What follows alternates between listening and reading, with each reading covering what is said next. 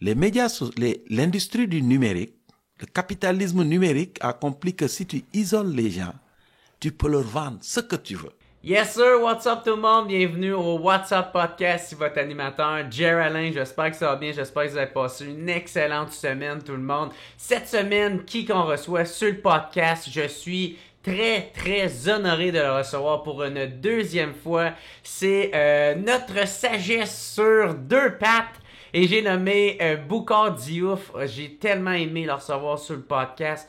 Vous allez voir dans ce podcast-là, c'est un podcast qui fait du bien à l'âme.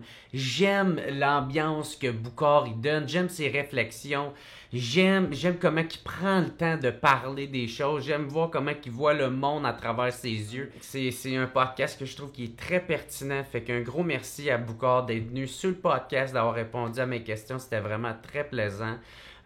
Cette semaine aussi, le podcast, encore une fois, est une commandite de procafetière.ca et des cafés vrac, parce que le WhatsApp Podcast, si vous voulez avoir du bon café, allez vous chercher du WhatsApp Podcast, utilisez le code promo JER20 et vous allez avoir 20% de rabais. Ou sinon, si vous cherchez n'importe quoi qui a matière de café, que ça soit des sortes de café, du grain de café, faites affaire avec les experts qui est procafetière.ca.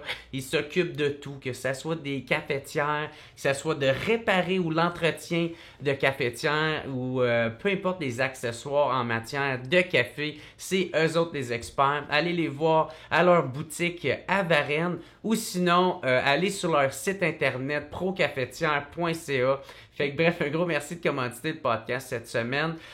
Si vous voulez m'encourager, moi, je vous recommande tout le monde, allez vous abonner à mon Patreon. C'est au patreon.com/whatsuppodcast. Ça vous permet de voir tous les podcasts d'avance. C'est pas grand-chose pour vous autres, c'est 3-4 piastres. Puis pour moi, ça fait toute la différence. Ou sinon, si vous avez aimé le podcast, je vous encourage à vous abonner à la chaîne YouTube, laissez un petit thumbs up, écrivez un petit commentaire dans la section commentaires, écrivez Boucar Diouf, man, écrivez sagesse. Sagesse, parce que oui, là, c'est ça qui m'en revient le plus de Boucar, à quel point il est sage dans ses paroles. On est extrêmement chanceux de l'avoir. Ou sinon, aussi une petite dernière affaire, je vais être en spectacle avec mon show d'humour qui s'appelle Jer Alain Maturisé pour une dernière fois à Gatineau le 8 novembre. Les billets sont disponibles au jeralain.com, Jer 2R, Alain 2L. Toutes les informations sont là.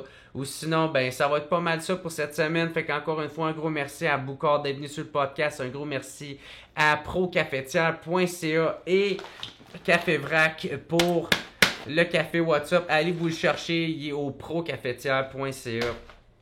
Sinon, tout le monde, c'est pas mal ça. Un gros merci et on se revoit la semaine prochaine. Ciao!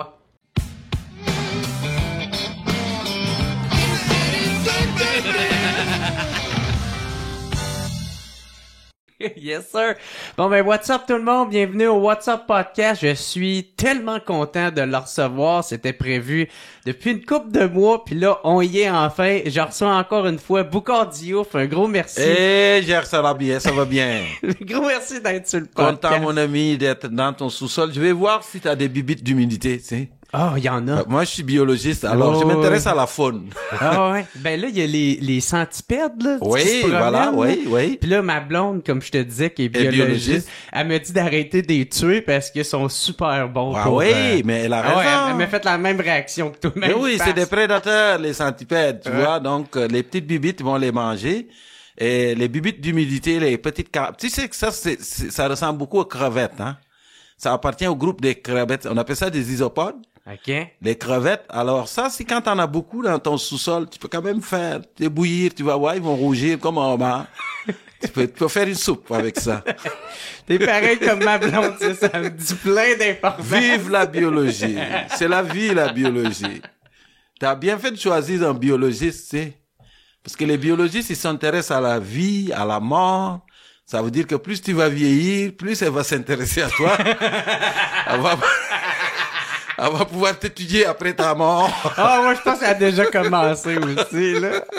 Hey, Boucard, merci tellement d'être là sur le podcast. J'avais voulu te réinviter parce que j'avais entendu parler que tu avais sorti un documentaire qui parlait de, entre autres, les 8 milliards d'insatisfaits. Oui. Ah ouais, puis tu parles de ça, tu t'es intéressé Oui. à la question de pourquoi on est continuellement insatisfaits. Mais oui, bien sûr. Mais on l'est, hein.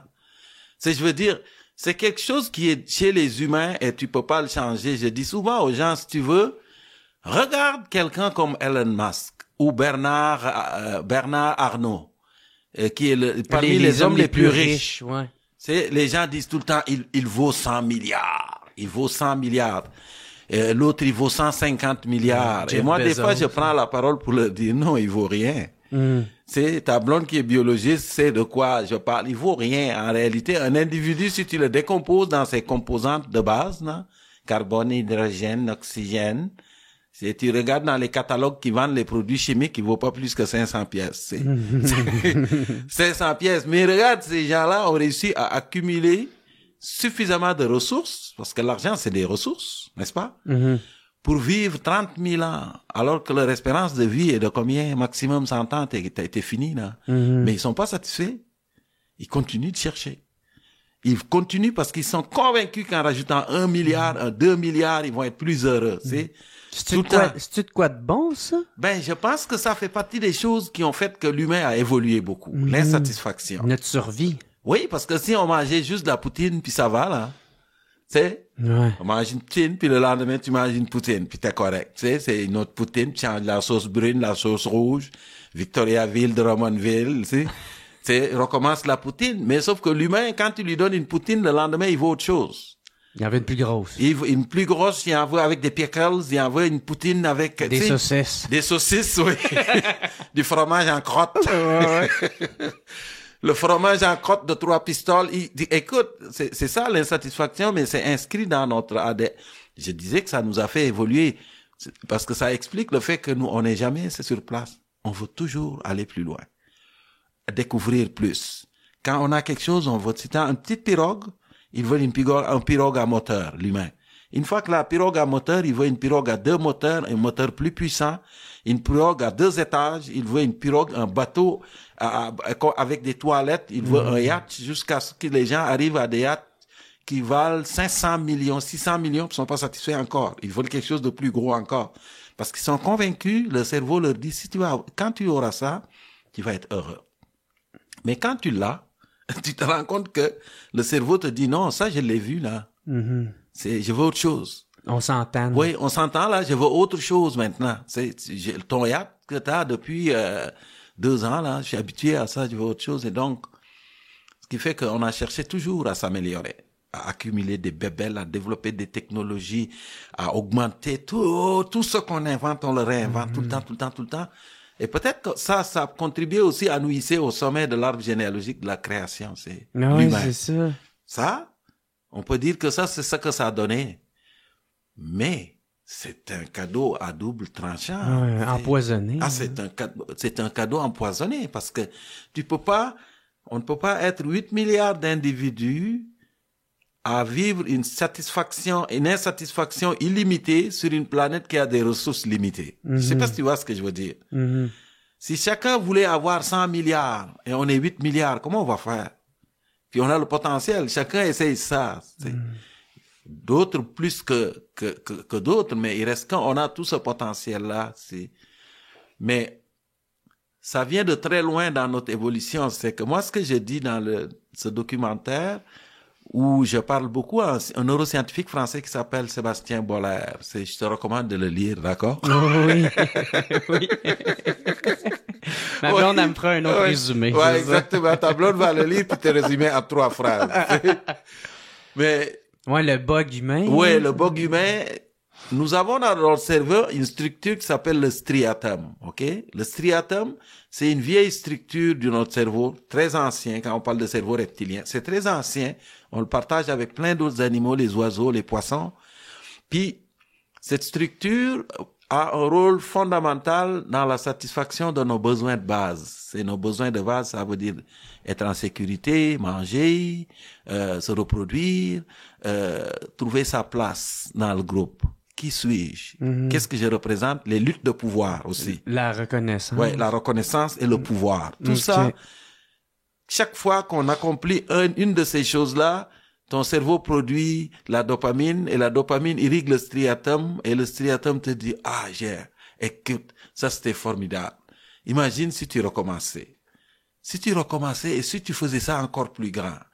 Hey, t'as 2 milliards, regarde ce que ça te fait. Imagine si tu rajoutais 1 milliard, puis tu pourrais dépasser l'autre qui est à côté de toi. Ouais. Regarde le burger que tu viens de manger, comment il était dégoulinant et fantastique. La prochaine fois, prends-en un autre avec beaucoup de bacon, puis prends-en 2, 3. Tu vas voir. Et donc, ça, on est dans cette logique. C'est drôle qu'on appelle ça la dopamine, parce que c'est une dope, en vérité. Et on finit par devenir complètement accro à ça. Et on avance avec ça inconsciemment. Inconsciemment, on mange. Regarde aujourd'hui le problème de la planète. Les luttes de pouvoir. C'est pendant que nous enregistrons, t'as vu le débat de Donald Trump et Kamala Harris hier soir. Ouais. Regarde ce type, ce qui est prêt à perdre pour arriver au pouvoir, pour retrouver le pouvoir. Parce que son striatum lui dit, accéder au pouvoir, c'est ça que tu dois faire. Être un winner. Oui, même tout ce que tu as accumulé, perds-le, mais tu veux le pouvoir, tu le veux et il est là-dedans, il est prêt à tout. Il est prêt à tout. L'autre côté aussi est prêt à tout pour y arriver, je veux dire. Mais ce que j'essaie de te dire, en fait, c'est que ce bug, il est en nous, en chacun de nous a ce potentiel. Et quand tu regardes, les gens sont prêts à tout faire pour garder le pouvoir. Ils sont prêts à tuer, à écraser, à décimer des gens pour garder le pouvoir, parce que leur cerveau leur dit, c'est ça que ça te prend. Les gens sont prêts à tout pour accumuler des recherches incommensurables. 100 milliards, 200 milliards, ils ne sont pas satisfaits. Ils vont y aller. Dans la nature, il y a juste l'humain qui fait ça. Tu vois jamais un lion tuer, manger, puis dire non, je vais en tuer, puis qu'il y en a beaucoup. Je vais en tuer 50, 80, puis les empiler ici en attendant.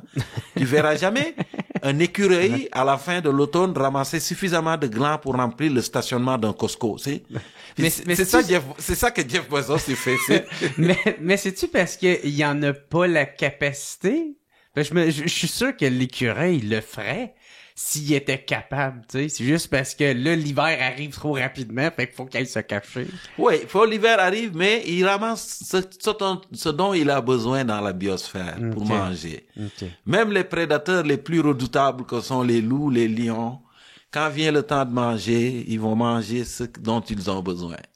Et c'est ça qui crée l'équilibre. L'humain, lui, stocke. Et il monte sur son stock. Puis il dit, ça, c'est à moi. Tu sais, c'est à moi, puis touche pas à ça, m'a tiré, ok? Ouais, c'est ça. Viens pas chez nous. Oui, viens pas chez nous. C'est quand la COVID est arrivée, on l'a vu là, les gens capotaient, tout le monde est allé. Sont courus chercher des papiers de toilette. Les Américains, eux autres sont plus intelligents, sont allés chercher des fusils, tu sais. Parce qu'ils se sont dit, si quelqu'un essaie de voler mes papiers de toilette, ouais, tu vas en manger toute une mon tabarnak.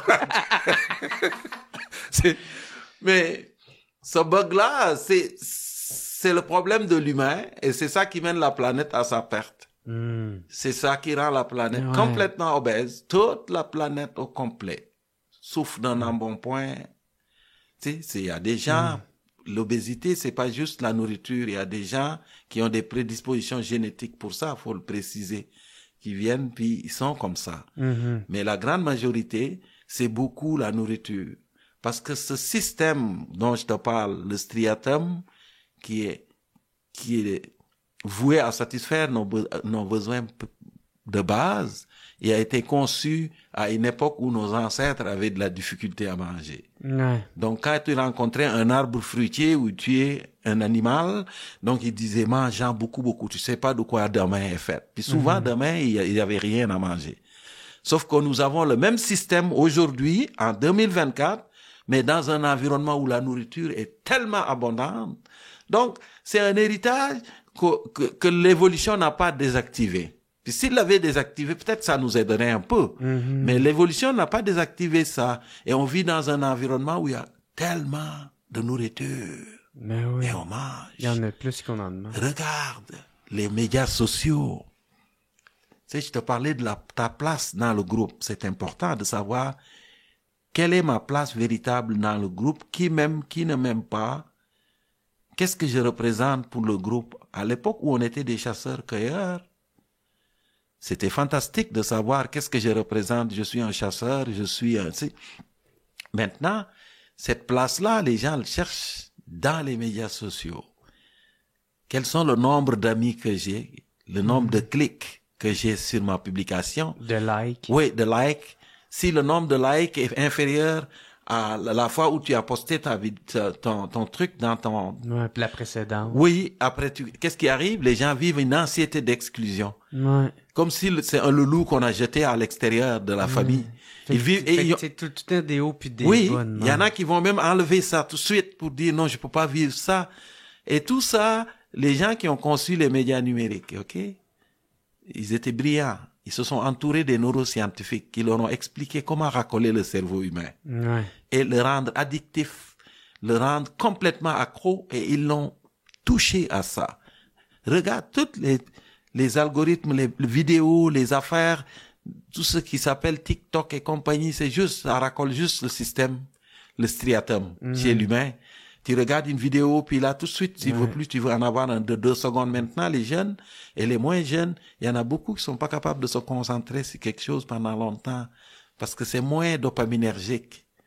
Tu sais, écouter un conte, ou ce que je suis en train de faire avec toi, là, de te raconter une histoire qui est plate, parce que c'est plate, je le sais, là, c'est.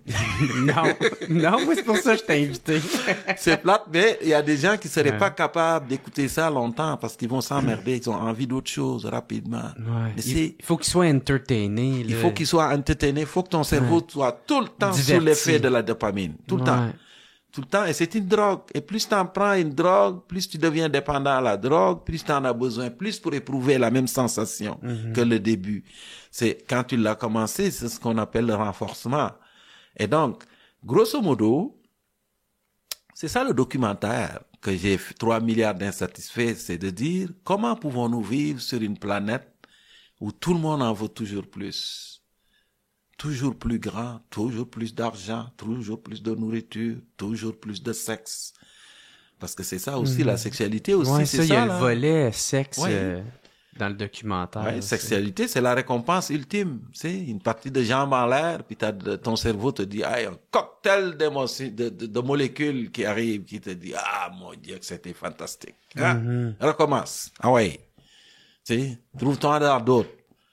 Parce que là, t'es la même tout le temps, ça peut être long, tu sais, parce que ça aussi, le cerveau le sait, il est insatisfait. Donc, la même femme tout le temps. Ben non. En biologie, il y a un phénomène qui s'appelle l'effet Coolidge. C'est-à-dire l'érosion du désir un peu causé par la monogamie à long terme. C'est une réalité. Mais revisiter, tu sais, la personne, revisiter la personne, il y a quelque chose de fantastique à dire, tu sais, on se commet les deux, puis on s'en va vers une direction. Parce que même si tu changes, tu vas revivre la même chose. Ouais. Hein? Tu vas avoir au début, ça va être excitant, puis le cerveau, à un moment donné, va te dire, mais ça, je l'ai déjà vu, pareil, là. C'est ça, t'as l'effet lune de miel. Ouais, l'effet lune de miel. Voilà. Tu sais. Ouais. Et puis ça, tu recommences. Et là, qu'est-ce qui s'est passé? C'est que l'industrie de la pornographie a compris que ce vice-là est chez les humains et il a dit, on va leur offrir un buffet à volonté. C'est-à-dire que ils ont offert aux gens tellement de vidéos que ça prendrait toute une vie, 200 vies pour pouvoir les visionner. Ouais. Avec toutes les fétichistes possibles. Tout ce que tu peux imaginer, là, tout ce que tu peux imaginer, et on dit, allez-y, buffet à volonté. La nourriture, buffet à volonté. C'est ça, les médias sociaux, c'est clic, like et à volonté. Allez-y. Et nous sommes donc aujourd'hui les humains qui marchent dans cette direction-là. Et c'est pas compatible avec la survie de la Terre, à moins d'un revirement spectaculaire. J'avais une grand-maman qui disait souvent, tu sais, Boucar, le bonheur acheté est parfois aussi volatile qu'un pet de lièvre dans une savane. C'est fort. C'est fort parce que ça, ce qu'elle essaie de te dire, c'est que à partir du moment où tu l'as là, tout de suite, la valeur diminue dans tes yeux. C'est pas toujours le cas, mais la grande majorité des choses, l'industrie de la mode l'a compris. Et on dit, au lieu de leur vendre des choses durables, on va faire une mode éphémère. Achète cette robe, elle coûte pas cher, puis dans 2 jours, tu jettes. Tu recommences. C'est terrible pour la planète. C'est un désastre écologique. C'est terrible pour la planète. Ils appellent ça la fast fashion. Oui, là. mais check ça. Tout ça, c'est basé sur notre héritage lointain et qu'il va falloir apprendre à dompter si on veut rester ici longtemps. Sinon, la Terre va nous flusher. C'est quand on dit qu'il faut sauver la planète. George Carlin, que j'aimais beaucoup. Ouais, lui, Ça, il c'est aimait mon pas préféré. ça. Il aimait pas ça, le De tous terme. les humoristes planétaires, c'est George Carlin mon préféré. Ah ouais? Excuse-moi, là. Putain, il est drette là. Ah oui, il est là. Écoute, oui, il est là. Mais tu vois, George, pour moi, il y avait une parole prophétique. Écoutez-les, les gens qui nous écoutent. Allez écouter les textes de George Carlin qui fait sur l'Amérique. Et vous allez dire, ce type, c'est pas un humoriste, c'est quelqu'un qui avait une vision presque prophétique de l'Amérique. C'est un philosophe du rire. Ah, voilà. Un philosophe du rire, mais aussi quelqu'un qui se projetait dans le futur quasiment, parce que tous ces textes sont actuels. Tu les écoutes, puis tu as l'impression qu'il parle de la société d'aujourd'hui. Il était précis. Oui, puis il disait, arrêtez de dire sauvez la Terre, nous allons sauver la Terre, sauvez-vous. Non, la Terre, elle va rester là, après nous autres. Ah là. oui, la Terre, elle a survécu à bien plus pire que nous autres. On a flushé du monde, la la Terre. Terre. Pas sauver la Terre, sauver nous. Oui. Us. Exactement. Les humains. 99,99% de toutes les espèces apparues sur la planète ont disparu. OK? La planète a connu 5 extinctions de masse. Rayées quasiment. Une grande partie de la vie rayée. Au bout de quelques dizaines de milliers d'années, ou disons peut-être centaines de milliers d'années, c'est reconstruite. Au cours de quelques centaines de milliers d'années, là je m'avancerai pas dans les chiffres, mais c'est toujours reconstruite. Quelques millions d'années plus tard, mettons des millions d'années, d'accord? C'est reconstruite. Je veux dire, la dernière, c'est celle qui a emporté les dinosaures. Les dinosaures sont partis. Si les dinosaures étaient là, on n'aurait pas existé, nous. Non. Parce que les dinosaures occupaient toute la place sur la planète au Jurassique. Fait qu'on n'avait pas la chance de pouvoir s'expandre. Les mammifères ne pouvaient pas. Les mammifères étaient des petites bestioles cachées, un peu nocturnes. Les dinosaures occupaient la terre, les airs, les eaux, partout ils étaient là, puis ils sont costauds. Puis un jour, une grosse roche est tombée à Chicxulub au Mexique. Ça a créé un dérèglement climatique épouvantable. Les dinosaures ont tiré leur révérence. Le Jurassique effacé. Il y en a qui ont survécu parce que les oiseaux descendent des dinosaures. Tu les vois bien que c'est des dinosaures, les poules, là. Ouais, ma blonde me disait il y en a qui disent que, on a tout à penser les dinosaures comme avec des écailles ou comme plus les crocodiles. Oui. Mais il dit peut-être, ça se peut qu'il y avait des plumes. Parce qu'ils se ressemblent énormément. Oui, il y en a. Il y a certaines espèces qui ressemblaient aujourd'hui aussi, tu regardes le cassoir. Cet oiseau un peu sorti des époques lointaines avec le casque sur la tête, là, le gros, Mais les dinosaures, quand ils sont partis, les humains, ils pouvaient, pas les humains, mais les mammifères, l'ère tertiaire, les mammifères ont commencé à se diversifier et tranquillement, ça a abouti à nous, les grands singes, les primates.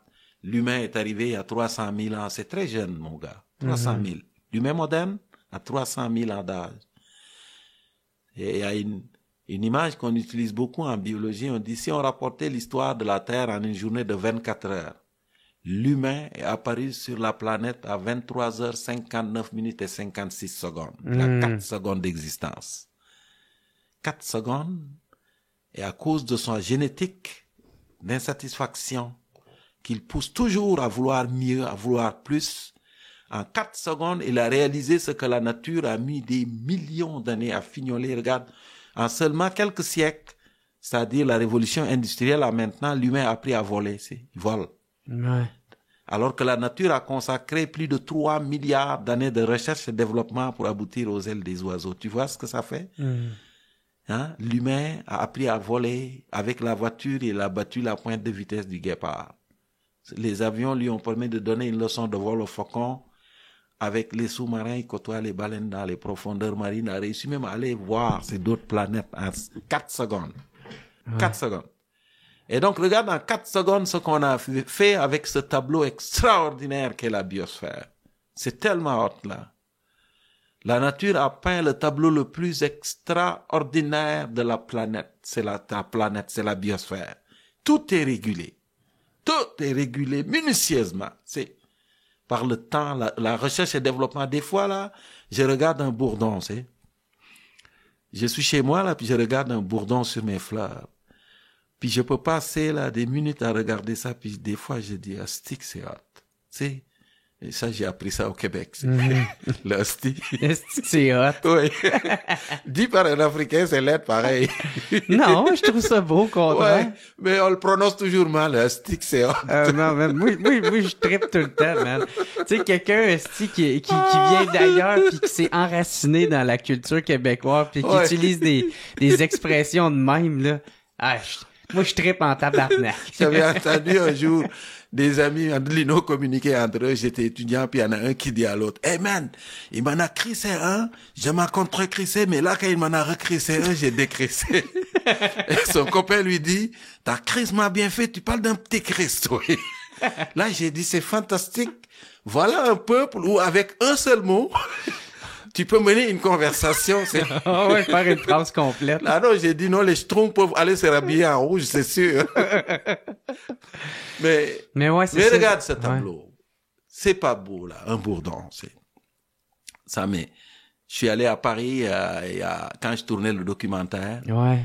Puis j'ai dit, OK, je vais aller au musée du Louvre. J'étais jamais allé là. Puis je suis arrivé là. Et puis, j'ai vu... non, c'est la dernière fois que je suis allé, c'est avec les enfants.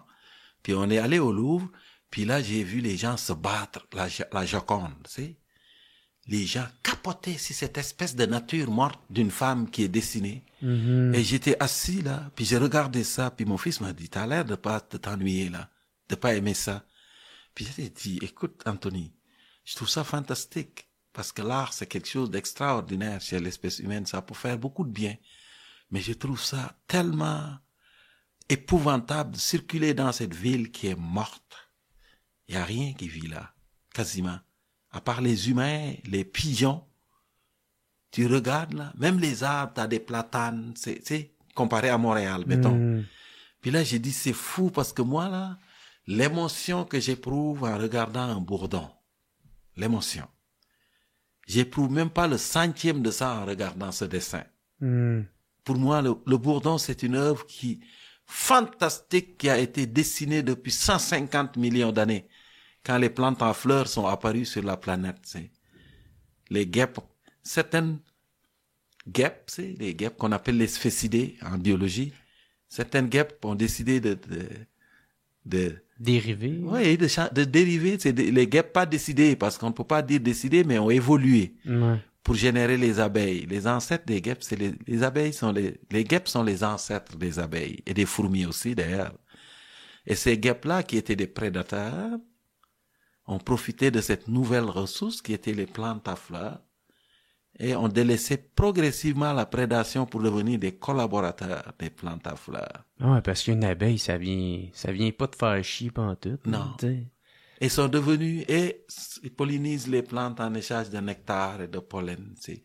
Puis avec le temps, les plantes à fleurs se sont adaptées aux abeilles, les abeilles sont adaptées aux plantes à fleurs. Et une collaboration, un échange. Fantastique biodiversité qui fait que la planète est belle. Puis que nous, on en profite. Oui. Au Jurassique, avant, quand les dinosaures étaient là, la Terre était pas si colorée que ça. Il y avait pas des fleurs. Il y en avait pas. Les fleurs sont apparues à 150 millions d'années. Et se sont diversifiés avec cette collaboration avec ces anciennes guêpes devenues véganes. Ceux qui nous écoutent, c'est important le véganisme. Ouais. On peut rire de ça, là. Moi-même, je le fais. Mais ça a été un succès fantastique pour les abeilles de devenir véganes. Parce que les abeilles aujourd'hui sont 3 fois plus nombreux en termes d'espèces que leurs ancêtres. Et les plantes à fleurs qui étaient minoritaires au Crétacé occupent aujourd'hui 90%, plus de 90% de la flore de la Terre. Donc le succès a été fantastique. Mais oui. Succès dans le partage et dans la coévolution. Et quand tu regardes un bourdon et tu regardes toute cette histoire, moi c'est toute cette histoire que je vois et je la trouve extraordinaire. Et c'est toute cette histoire qu'on décime en peu de temps. 4 secondes. 4 secondes, mon ami. 4 secondes, là, tu regardes.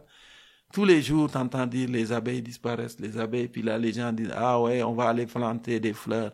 On va aller mettre des ruches sur nos toits. C'est pas de ça dont on parle. Non, c'est ça. Ça, j'ai compris. L'abeille, c'est l'abeille mellifère. Ouais.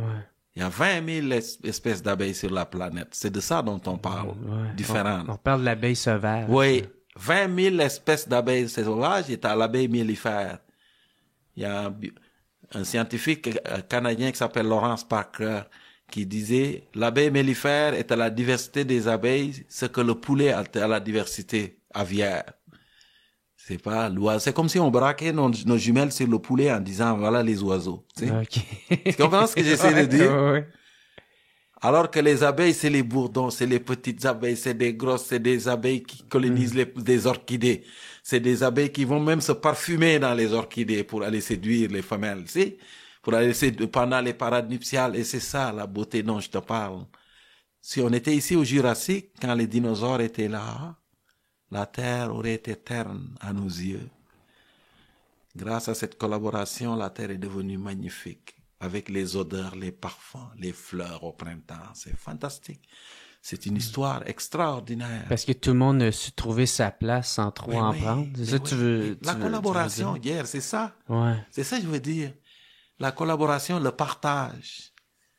Les plantes ne mettent pas de poison dans les fleurs en général. Jamais, jamais. C'est par respect pour ce pacte qu'elles ont signé avec les abeilles il y a 150 millions d'années. Vous pouvez le prendre, aller faire du nectar, prendre le pollen donné à vos enfants. Mais vous ne serez pas intoxiqués par notre nectar. C'est sûr qu'il y a quelques alcaloïdes qu'on trouve dans les plantes que les abeilles adorent, le café. Les abeilles adorent le nectar avec du café. Ils vont faire des détours épouvantables pour aller chercher ça. Même si on lui a dit, hey John, va chercher du pollen, puis un peu de nectar, puis amène ça ici, puis on a besoin de miel. Quand John a goûté à un nectar qui contient de la caféine, je dis John, mais je devrais pas dire John. Je devrais dire Ginette. Tu sais pourquoi? C'est des femelles? Mais oui, c'est les femelles qui mènent les abeilles. Hein? Tous les insectes sociaux, c'est des sociétés matriarcales. Ben oui, mais les fourmis. Les fourmis. Les fourmis, les termites. une fois qu'ils fourrent, ils décrissent. On peut pas trouver, là. Non, mais le écoute, mâle. c'est fantastique. Et ça, faut dire ça aux mâles alpha. Tu sais, les mâles alpha, là, les gens qui nous disent, ah ouais, nous autres, on s'entraîne, puis la testostérone fait contrôler les femelles. Et moi, je leur dis, attendez, là. Vous savez, les animaux les plus nombreux de la planète, ok? Les insectes sociaux sont tous dirigés par des femmes. Toutes. C'est des reines. Et tu sais, quand les gens ont découvert que les abeilles avaient une reine, parce que ça nous fascine, hein? L'abeille a une reine. Ils savaient pas que c'est une reine, ils disaient c'est un roi. Ouais. Parce que la phallocratie a dit c'est un roi. C'est sûr c'est un roi. Tu vois les biais systémiques du mâle humain, ils ont tout de suite assumé que les insectes sociaux étaient dirigés par un roi très puissant. Puis à un moment donné, les gens ont dit, hey, non, c'est pas un roi, c'est une reine. Ah bon? Oh non, les gens n'aimaient pas ça. Les hommes, ils ont dit, non, ça se peut pas que ces insectes, si organisés, si extraordinaires, soient dirigés par une femme. Ça se peut pas. Après ça, la science a évolué et les gens ont dit, non, c'est des femmes. Regarde, les termites sont dirigés par les femmes. Tous les insectes sociaux, les guêpes sociaux, les bourdons, tous sont dirigés par des femmes. Les gens ont dit, c'est quoi le rôle des gars, là, s'ils sont dirigés par des femmes? Ah, et les gars, ça doit être le travail dur. Les gars, c'est eux qui travaillent, vont dans les fleurs, puis ramassent le pollen, puis font le travail. Puis la science a évolué, on a dit non, c'est pas les gars, c'est des filles. C'est comme ça venait chercher sa virilité. Et oui, mais c'est ça. Okay. Et les gars ont dit non, c'est des filles. C'est des filles qui font ça. Et les gens ont dit, Chris, ça se peut pas. Les gars, comment on peut avoir une société élaborée comme ça, puis les gars n'ont pas de place là-dedans? Il dit non. Ah oui, les gars, ils doivent passer leur temps à fourrer avec la reine. Excuse-moi pour le terme, les oreilles sensibles. Ça doit être des bêtes sexuelles, vu que la reine pond 2000 œufs par jour. C'est ceux qui passent leur temps à faire de l'amour avec la reine. Les gens ont dit non, ça se passe pas de même. La reine a fourré une fois dans sa vie. Et là, les gens disent, si ça se peut pas. Oui, la reine a fait l'amour une fois, une reine vierge. Elle accumule tout le sperme dans des spermathèques, qui sont des réservoirs, et elle fait sa vie avec ça. Il n'y a plus besoin des mâles. Et là, les gars ont dit, non, mais ça se peut pas. Ils font quoi alors, les gars? Ben, ils doivent butiner. Non, leur langue est trop courte pour butiner, ils butinent pas. Font rien. Font rien. Servent pas à grand chose. Puis il dit, ben oui, ils servent à féconder la reine. Il dit, non! Ils sont des milliers dans une ruche. Quand la reine s'envole, il en choisit 20, pas plus. C'est 20 mâles qui s'accouplent avec la reine. Et une fois qu'ils se sont accouplés, qu'est-ce qui arrive au mâle abeille? Il meurt. Pourquoi?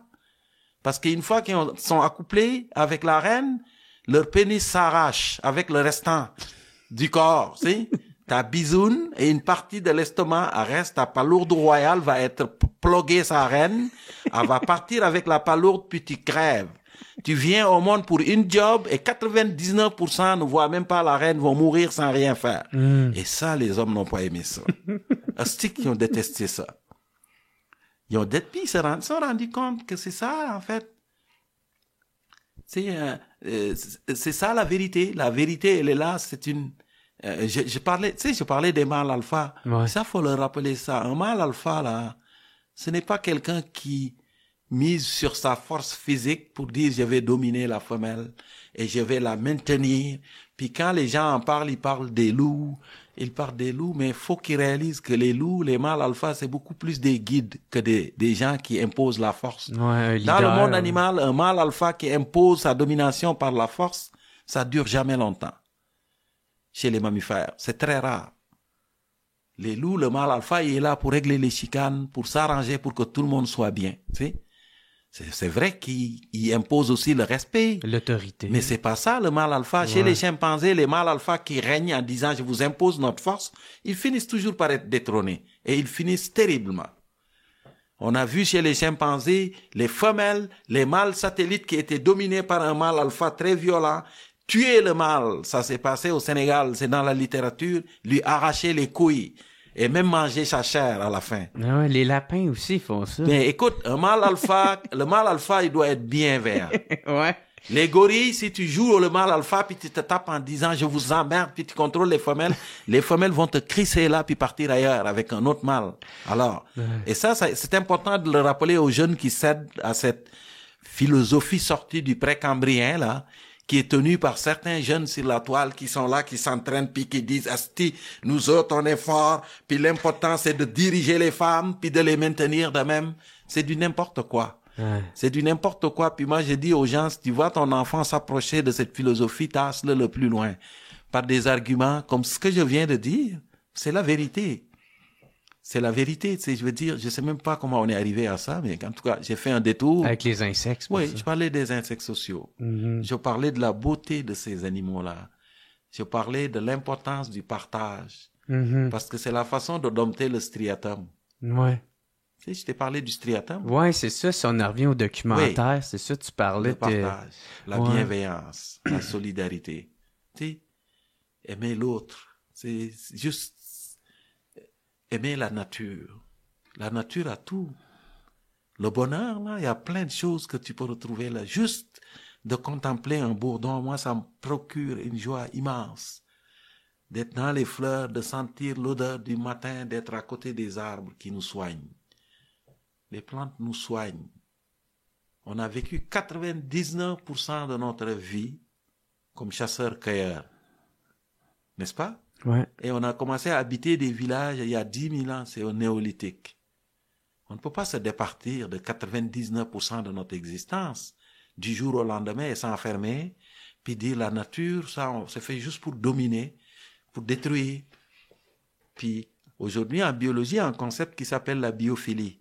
Ça veut dire, si tu te coupes de la nature, tu vas finir par être malade. La nature va te rendre malade. Cette absence de nature finit par te rendre malade. Ben, comme le cancer, puis tout ça. Ça peut être le cancer, mais ça peut être plein d'autres machins. Mais d'abord, on sait maintenant que se promener dans les arbres, dans la forêt, dans une nature moins dénaturée, les plantes produisent même des molécules qu'on appelle les phytoncides et qui ont un effet sur notre système immunitaire, qui nous aident. L'odeur, les microbes de la terre que l'on prend et qu'on réussit à rentrer dans notre corps par inadvertance, enrichissent notre microbiote. C'est tout ça, le contact avec les animaux, le contact sain, je veux dire, avec les animaux. Tout ça a un effet sur nous. On a besoin de ça. Puis on l'a perdu, On ça, l'a cette perdu, relation-là. et c'est de cette façon-là qu'on dompte le striatum, c'est par le partage, par le partage et l'enracinement dans la terre qui est vivante. C'est un être vivant. Mais c'est ça, tu sais, dans le documentaire, est-ce que tu offres des pistes de solutions? Oui. Il y a beaucoup de pistes de solutions là-dedans. Et ça comprend ce que je viens de te dire, mais aussi, je rencontre des gens, une dame de Saint-Jérôme qui a gagné à la loto il y a quelques années, puis qui a investi son argent juste il s'appelle le bouc humanitaire. Des frigos où les gens qui n'ont pas à manger viennent fouiller, tu sais. Ils ramassent ce qu'ils veulent, des échanges avec les nouveaux arrivants qui arrivent, qui sont dans la précarité, les gens qui sont sous l'effet des drogues, c'est pas à Joliette, mais à Saint-Jérôme, ok? Et cette dame a fait des choses extraordinaires. Puis elle m'a dit, moi, c'est ça mon bonheur, et c'est très durable. Ça lui procure sa dopamine. Oui. Ça lui procure sa dopamine, et c'est plus durable. C'est plus durable comme façon de s'approvisionner en dopamine. Tu sais, je veux dire, c'est tout ça, mais moi, je suis content que tu me parles du documentaire, parce que, c'est... On est tous concernés par ça. Oui, parce que quand je l'ai fait, je me disais, j'espère que les gens vont l'écouter avec leurs enfants. Juste pour leur dire, regardez comment les médias sociaux, qui sont pas tous juste négatifs, il y a beaucoup de positifs là-dedans, mais ont pris le contrôle de nos vies, tu sais. Ouais. Puis on sait pas où on s'en va collectivement avec ça. Non, c'est ça. Hein? On sait pas les effets que ça va avoir sur nous autres. T'sais, on commence à en savoir là des effets sur justement notre concentration. Oui. Comment que tu t'en as parlé tout à l'heure, notre reconnaissance à un groupe, puis Oui. les effets que ça a sur nous. T'sais, on est au début de ça. Puis nous, moi je me considère là-dedans. Tu sais, moi j'étais arrivé, j'ai connu ça à l'âge adulte, tu sais, fait que eux, les enfants qui grandissent là-dedans, Oui. qui voient leurs parents, tu sais, j'ai entendu une histoire de, il y avait, c'était un père puis la mère, puis l'enfant était en train de jouer ailleurs, puis là la mère était sur son téléphone, puis là le fils a emmené le téléphone du père puis il a donné, Oui. il a dit ben t'es pas sur ton téléphone. Tu sais, puis c'était inconscient. Au lieu de juste... Mais non, mais pour lui, c'est normal, Oui. tu sais. Fait que c'est fou à quel point que c'est rendu ancré en dedans de nous autres, même dans la société, puis tout ça. Alors, cette faille-là, du striatum, c'est la loi du moindre effort. Mm-hmm. Ça aussi, ça fait partie de ce qui fait danser le striatum humain. C'est comment obtenir les ressources ou obtenir une satisfaction en dépensant moins d'efforts. Mm-hmm. D'accord? Et dans la nature, on le voit. Des fois, tu vois un guépard, ok? Dans la savane africaine, dans des documentaires, une antilope voit un guépard, au lieu de sacrer son camp, de décrisser, comme on dit en bon français québécois, l'antilope se met à sauter sur place, à faire des bonds, ok? Des bonds vers les hauteurs, puis dit, cours, il va t'attraper. Mais non, c'est brillant parce que c'est une particularité évolutive. On appelle ça le principe du handicap. Ce que l'antilope dit au guépard, c'est essaie pas de me poursuivre. Tu vois la taille de mes bonds. Si tu me poursuis, tu m'attraperas pas, tu vas perdre de l'énergie et tu n'auras pas ce que tu veux. Et les animaux comprennent ça. C'est la loi du moindre effort. Tu vas utiliser trop d'énergie pour... Tu vas dépenser trop d'énergie pour rien. Les lions aussi, ils évaluent leur chance, puis ils disent, vas-tu dépenser vraiment de l'énergie là? Ben ouais, ma blonde, elle me disait une affaire de, tu sais, des animaux, ils iront pas se battre, ils vont rugir, ils vont jouer gros de même, mais ils iront pas à se battre parce qu'ils savent s'ils se battent, c'est vraiment la dernière solution. C'est perdant. Parce que les deux peuvent perdre, là, oui, t'sais. Exactement. Ils peuvent se faire blesser, puis ils vont finir par crever. Fait c'est le dernier recours tout le temps. Ils jouent l'intimidation. Là. Oui, alors la loi du moindre effort, c'est quand le striatum il dit si je peux l'obtenir sans dépasser moins d'efforts, je suis content. Mm-hmm.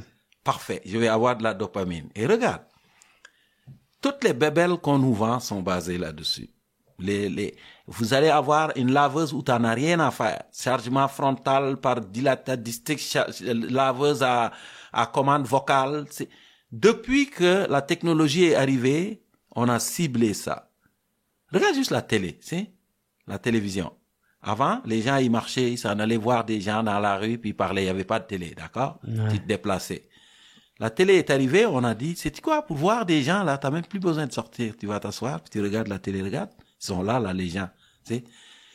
Tout ce que tu as besoin de faire, c'est de monter en haut, régler l'antenne, ok? Puis après ça, tu allumes la télé, puis tu t'en vas t'asseoir. Puis si tu veux changer, puis tu reviens, puis tu changes, puis tu ajustes l'antenne. Jusque-là, il y avait du mouvement pour écouter la télé, n'est-ce pas? Qu'est-ce qui est arrivé? Ils se sont dit, ça les emmerde de se lever et changer les antennes. Ils veulent le moins d'efforts. Et ça les emmerde de se lever, aller allumer la télé, changer de poste. Ils ont dit, hey, on va leur inventer une télécommande. Ça va être, ils vont s'asseoir, ils n'auront pas besoin de faire ça. On élimine l'antenne, on fait un câble à la place. Plus besoin de bouger. Ils ont fait la télé, ils ont fait la télécommande avec le fil. Le fil a dérangé les gens. Ils ont dit, OK, ils veulent pas partir avec le fil, tirer le fil, on va l'enlever. Ça va leur faire moins d'efforts. La télécommande. OK? Télécommande, après ça, même télécommander, ça les emmerde. Alors, on va même brancher la télé sur une commande vocale. Ça n'a même pas besoin, tu dis, allume la télé. Ou change de poste. Ou c'est... Est-ce que tu vois ce que j'essaie de te dire? Ouais. Et ça, c'est la même chose. Le téléphone, avant, les gens, ils se levaient, ils s'en allaient voir les gens qu'ils aiment. Leurs amis les visiter, jaser avec eux, revenir. Mon grand-père avait un proverbe pour ça, il disait, c'est le pied et non la bouche qui trace le chemin de la parenté et de l'amitié. C'est-à-dire, si tu veux vraiment avoir un contact, lève-toi, va aller voir ta grand-mère, ta mère, ton père, tes amis, jase avec eux, c'est le pied, pas juste le téléphone. Ouais. Mais le téléphone, on l'a inventé pour dire, vous n'avez pas besoin de vous déplacer. Tu l'appelles, puis c'est comme s'il était à côté de toi. Mais c'est un téléphone à fil, par exemple. Avant, c'était un téléphone pour tout le monde. Tout le rang s'en allait, puis répondre au téléphone, on dit, ah, ça c'est emmerdant. Chacun va avoir son téléphone à fil. Oh, ouais, le fil, dérouler le fil, aller au téléphone, ça les emmerde. Ça le fait dépenser de l'énergie. Téléphone portable. Portable. Tu sais? Portable. Le portable. Après ça, ils ont dit, OK, tant qu'à faire, on fait un écran là-dedans. Pas besoin d'aller à la télé. Tu peux regarder ça là. Après ça, ils ont dit, OK, pourquoi voir des gens? On va vous créer des familles. Les médias sociaux, on va vous créer des familles. Regarde, ta famille Facebook. Tu sais, t'es fan. J'ai mon Ta communauté. Facebook. Ta communauté est là. Donc, tu interagis avec tout le monde sans les voir. Et ça, c'était physiquement, ils nous ont eu comme ça. Mais ça, c'est le physique. Bouge plus. Isole-toi et bouge plus. C'est le principe. Isole-toi des gens et bouge plus. Je reviens au prédateur hier. Quand un prédateur va attraper une proie dans un... Check bien ça, ce que je vais te dire. Dans un troupeau. Mettons que tu vas attraper un zèbre.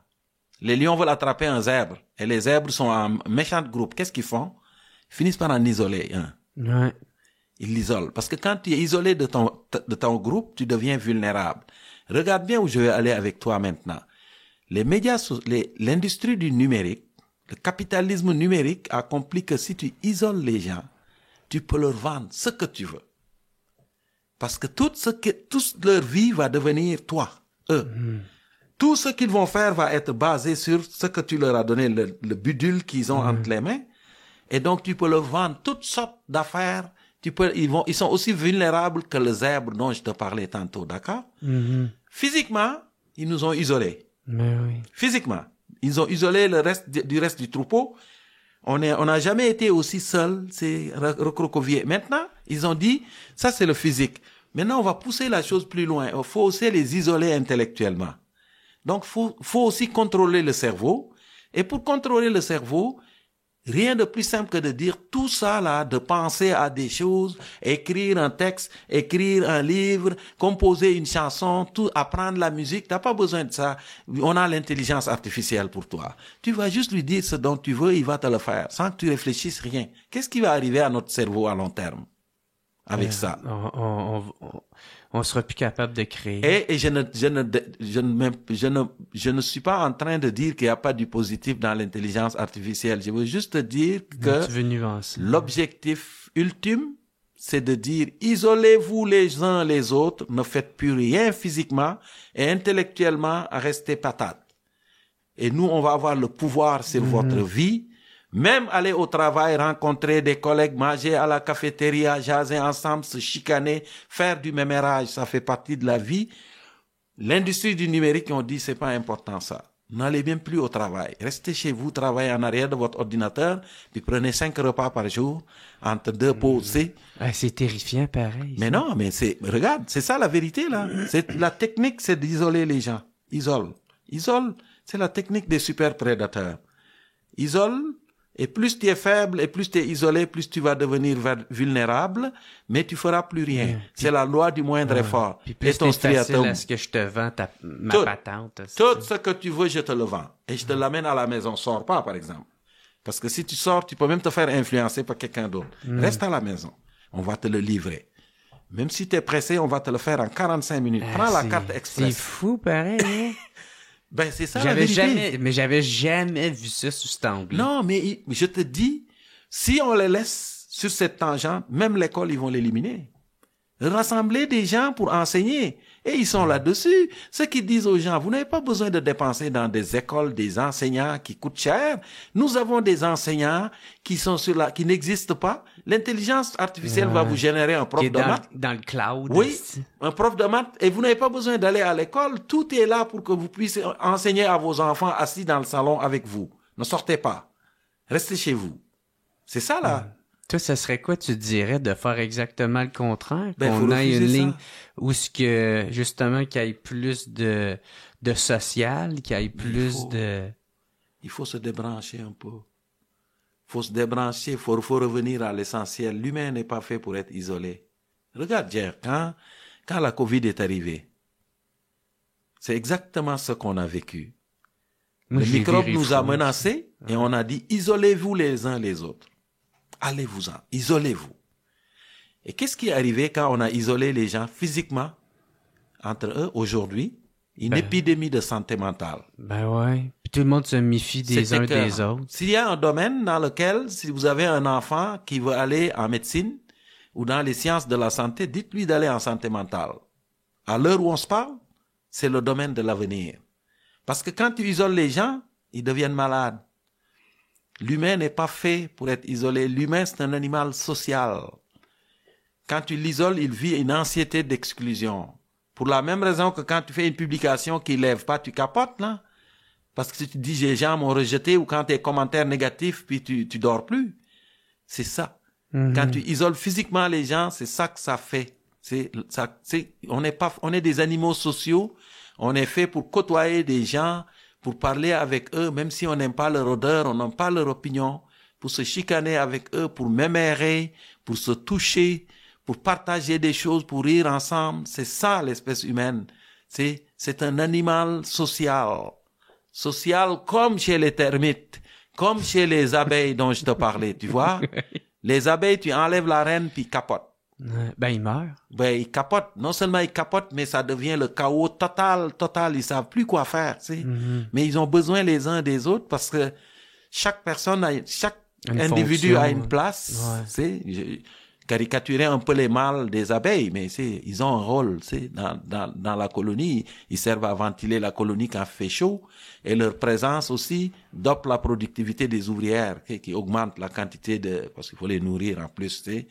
Mais, ce que je veux dire, c'est que on est fait pour vivre ensemble, c'est pour se parler comme ce qu'on est en train de faire, c'est. Ouais, ça me fait un bien fou. Non, mais on aurait pu le faire, puis toi t'es ici, puis moi je suis chez moi. J'ai jamais aimé ça. Regarde, ça aussi l'industrie a dit, n'allez pas là, faites-le à partir de chez vous, sortez pas. C'est ça la mission. Leur mission principale, c'est sortez pas, dépensez pas de l'énergie avec le cerveau ou avec les muscles. Sortez pas. On s'occupe de ça. Ouais. On s'occupe de ça et on vous laisse mourir à petit feu parce qu'on a tout le contrôle sur vous. C'est un peu caricatural ce que je dis, mais moi, à mon avis, c'est ça là. C'est ça. Et c'est pas pour rien que les gens qui ont créé l'intelligence artificielle sortent pour nous dire, hey, regarde un type comme, comment il s'appelle, le spécialiste de l'intelligence artificielle à Montréal, là, j'ai oublié son nom, le chercheur. Oui, c'est-tu Ben quelque chose, me semble? Ouais, le chercheur, là, j'ai oublié son nom, là, Ah ouais, c'est une sommité mondiale. Oui, la même sommité qui nous disait, l'avenir est dans l'intelligence artificielle, on l'a vu, là, si. Ouais. Puis c'est le même qui sort qui nous dit, hey, faut faire attention, là. Puis moi, si je l'avais devant moi, je vais dire, OK, on a déjà vu ce scénario-là à Hollywood, là. Le chercheur qui joue avec des choses, puis qui crée un monstre dans son laboratoire, et le monstre s'échappe. Ouais, la boîte de Pandore. Oui, puis toi, tu connais le pouvoir de ce monstre-là, puis tu reviens nous dire, hey, il s'est échappé, là, puis il faut faire de quoi? Mais on savait pas quand toi, tu le créais, tu sais. Tu comprends ce que j'essaie de dire? Ouais. Ben, alors, si ceux qui l'ont créé ont peur de ça, pourquoi nous, on ne devrait pas avoir peur? On devrait avoir peur, là. C'est pour moi, il faut que les États, ils s'occupent de ça. Ça peut pas être ça, là. Ça peut pas être juste ça. Puis, c'est ça. Puis c'est quoi les pistes pour faire attention à ça? Faire attention à l'isolement, mettre de l'avant le social, de pas s'isoler, puis la nature. Puis au point de vue intellectuel. Oui, mais continuer à apprendre, redécouvrir la patience. La patience de pratiquer, de se remettre en question pour arriver à un résultat. Tu sais, excuse-moi. Je vais prendre juste une gorgée d'eau, OK? Oui. La patience d'apprendre la guitare, le piano, d'apprendre à écrire, d'apprendre ce que tu fais là, c'est... De se cultiver. Oui, de se cultiver, de poser tes affaires, apprendre à utiliser la caméra, apprendre à enregistrer tes affaires, apprendre... Tu sais, ça a pris du temps pour arriver à ça. D'être curieux. Oui, d'être curieux de l'aboutissement, de voir aussi un projet comme... de voir les petits pas qui mènent à ta promenade, de voir ta promenade comme les petits pas avant le but. Tu vois ce que j'essaie de dire? Puis, redécouvrir la nature, le bonheur. On ne peut pas s'isoler de la nature comme ça. Même si les médias numériques nous disent on va vous offrir une nature artificielle. Parce que c'est ça, là. C'est la réalité augmentée, la réalité. Non, la réalité, elle est dehors. Il n'y a pas d'augmenté là-dedans. Cette réalité que tu as, c'est une réalité virtuelle. Ça n'existe pas. La réalité, elle est dehors. C'est toucher les arbres, c'est marcher dans les parcs, c'est promener ton chien, c'est aller dans le bois, c'est entendre les oiseaux, c'est aller dans l'eau, c'est aller pêcher. OK? C'est aller dans le bois, c'est aller en camping avec tes enfants. C'est ça la réalité, la vraie réalité. Mais qu'on nous dise qu'elle est virtuelle, c'est amusant. Mais il faut pas que ce soit ça la réalité de tous les jours pour certaines personnes. Et c'est ça qui risque d'arriver. On te dit, on va te créer des paysages tellement extraordinaires par l'intelligence artificielle et tu mets ton casque, tu regardes ces paysages-là. Non, sors. Va voir le parc à côté, là. Ça, c'est la vérité. La réalité, c'est, je veux dire, si tu te coupes de la nature, tu vas être malade. C'est un principe assez simple. Si tu te coupes de la nature, et même si tu essaies de la recréer artificiellement, tu vas être malade. Tu ne peux pas recréer dans des lunettes, avec un algorithme et de l'informatique, une réalité que la nature a mis plus de 3,5 milliards d'années à fignoler. Tu peux pas recréer ça, c'est impossible. C'est hautain, c'est un travail d'ego, c'est l'ego de l'humain qui parle, mais ça arrivera pas. Ça n'arrivera pas. C'est pas une réalité. Ça n'empêche pas que ce soit amusant, parce que je dis pas aux gens de ne l'utiliser pas. Je suis pas quelqu'un qui est réfractaire à l'évolution de la technologie. Je l'utilise moi-même. Tu fais te mettre en garde. Oui. Je dis juste que ça peut pas être juste ça. Puis il faut être conscient de où on s'en va là-dedans.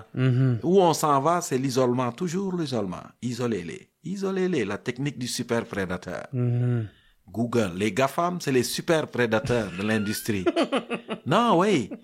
C'est les super prédateurs du capitalisme numérique. Et ils nous engagent là-dedans en disant, isolez le zèbre. Tu as regardé cet antilope, isole-le dans son sous-sol. Tu vas voir. Puis nous autres, on saute pas haut, fait que... Non, on saute, non. On peut pas y faire peur. Non, on saute pas haut, mais quand même, on a un cerveau qui nous permet de nous projeter dans le futur. C'est ça la particularité de l'espèce humaine. C'est de dire, je me souviens du passé, je suis conscient du présent, puis je suis capable de me projeter dans le futur. C'est ça, la différence entre nous et la grande majorité des animaux. Tu sais, la conscience de la mort, on n'est pas certain encore on pense que les éléphants, les chimpanzés ont ça, mais on ne peut pas le démontrer à 100%. Mais cette capacité à se prolonger dans le futur, c'est nous. Et quand on regarde dans le futur et on voit que ça va pas, ça veut dire qu'il faut changer le présent. N'est-ce pas? Ouais. Voilà. Et c'est ça, le documentaire, c'était ça.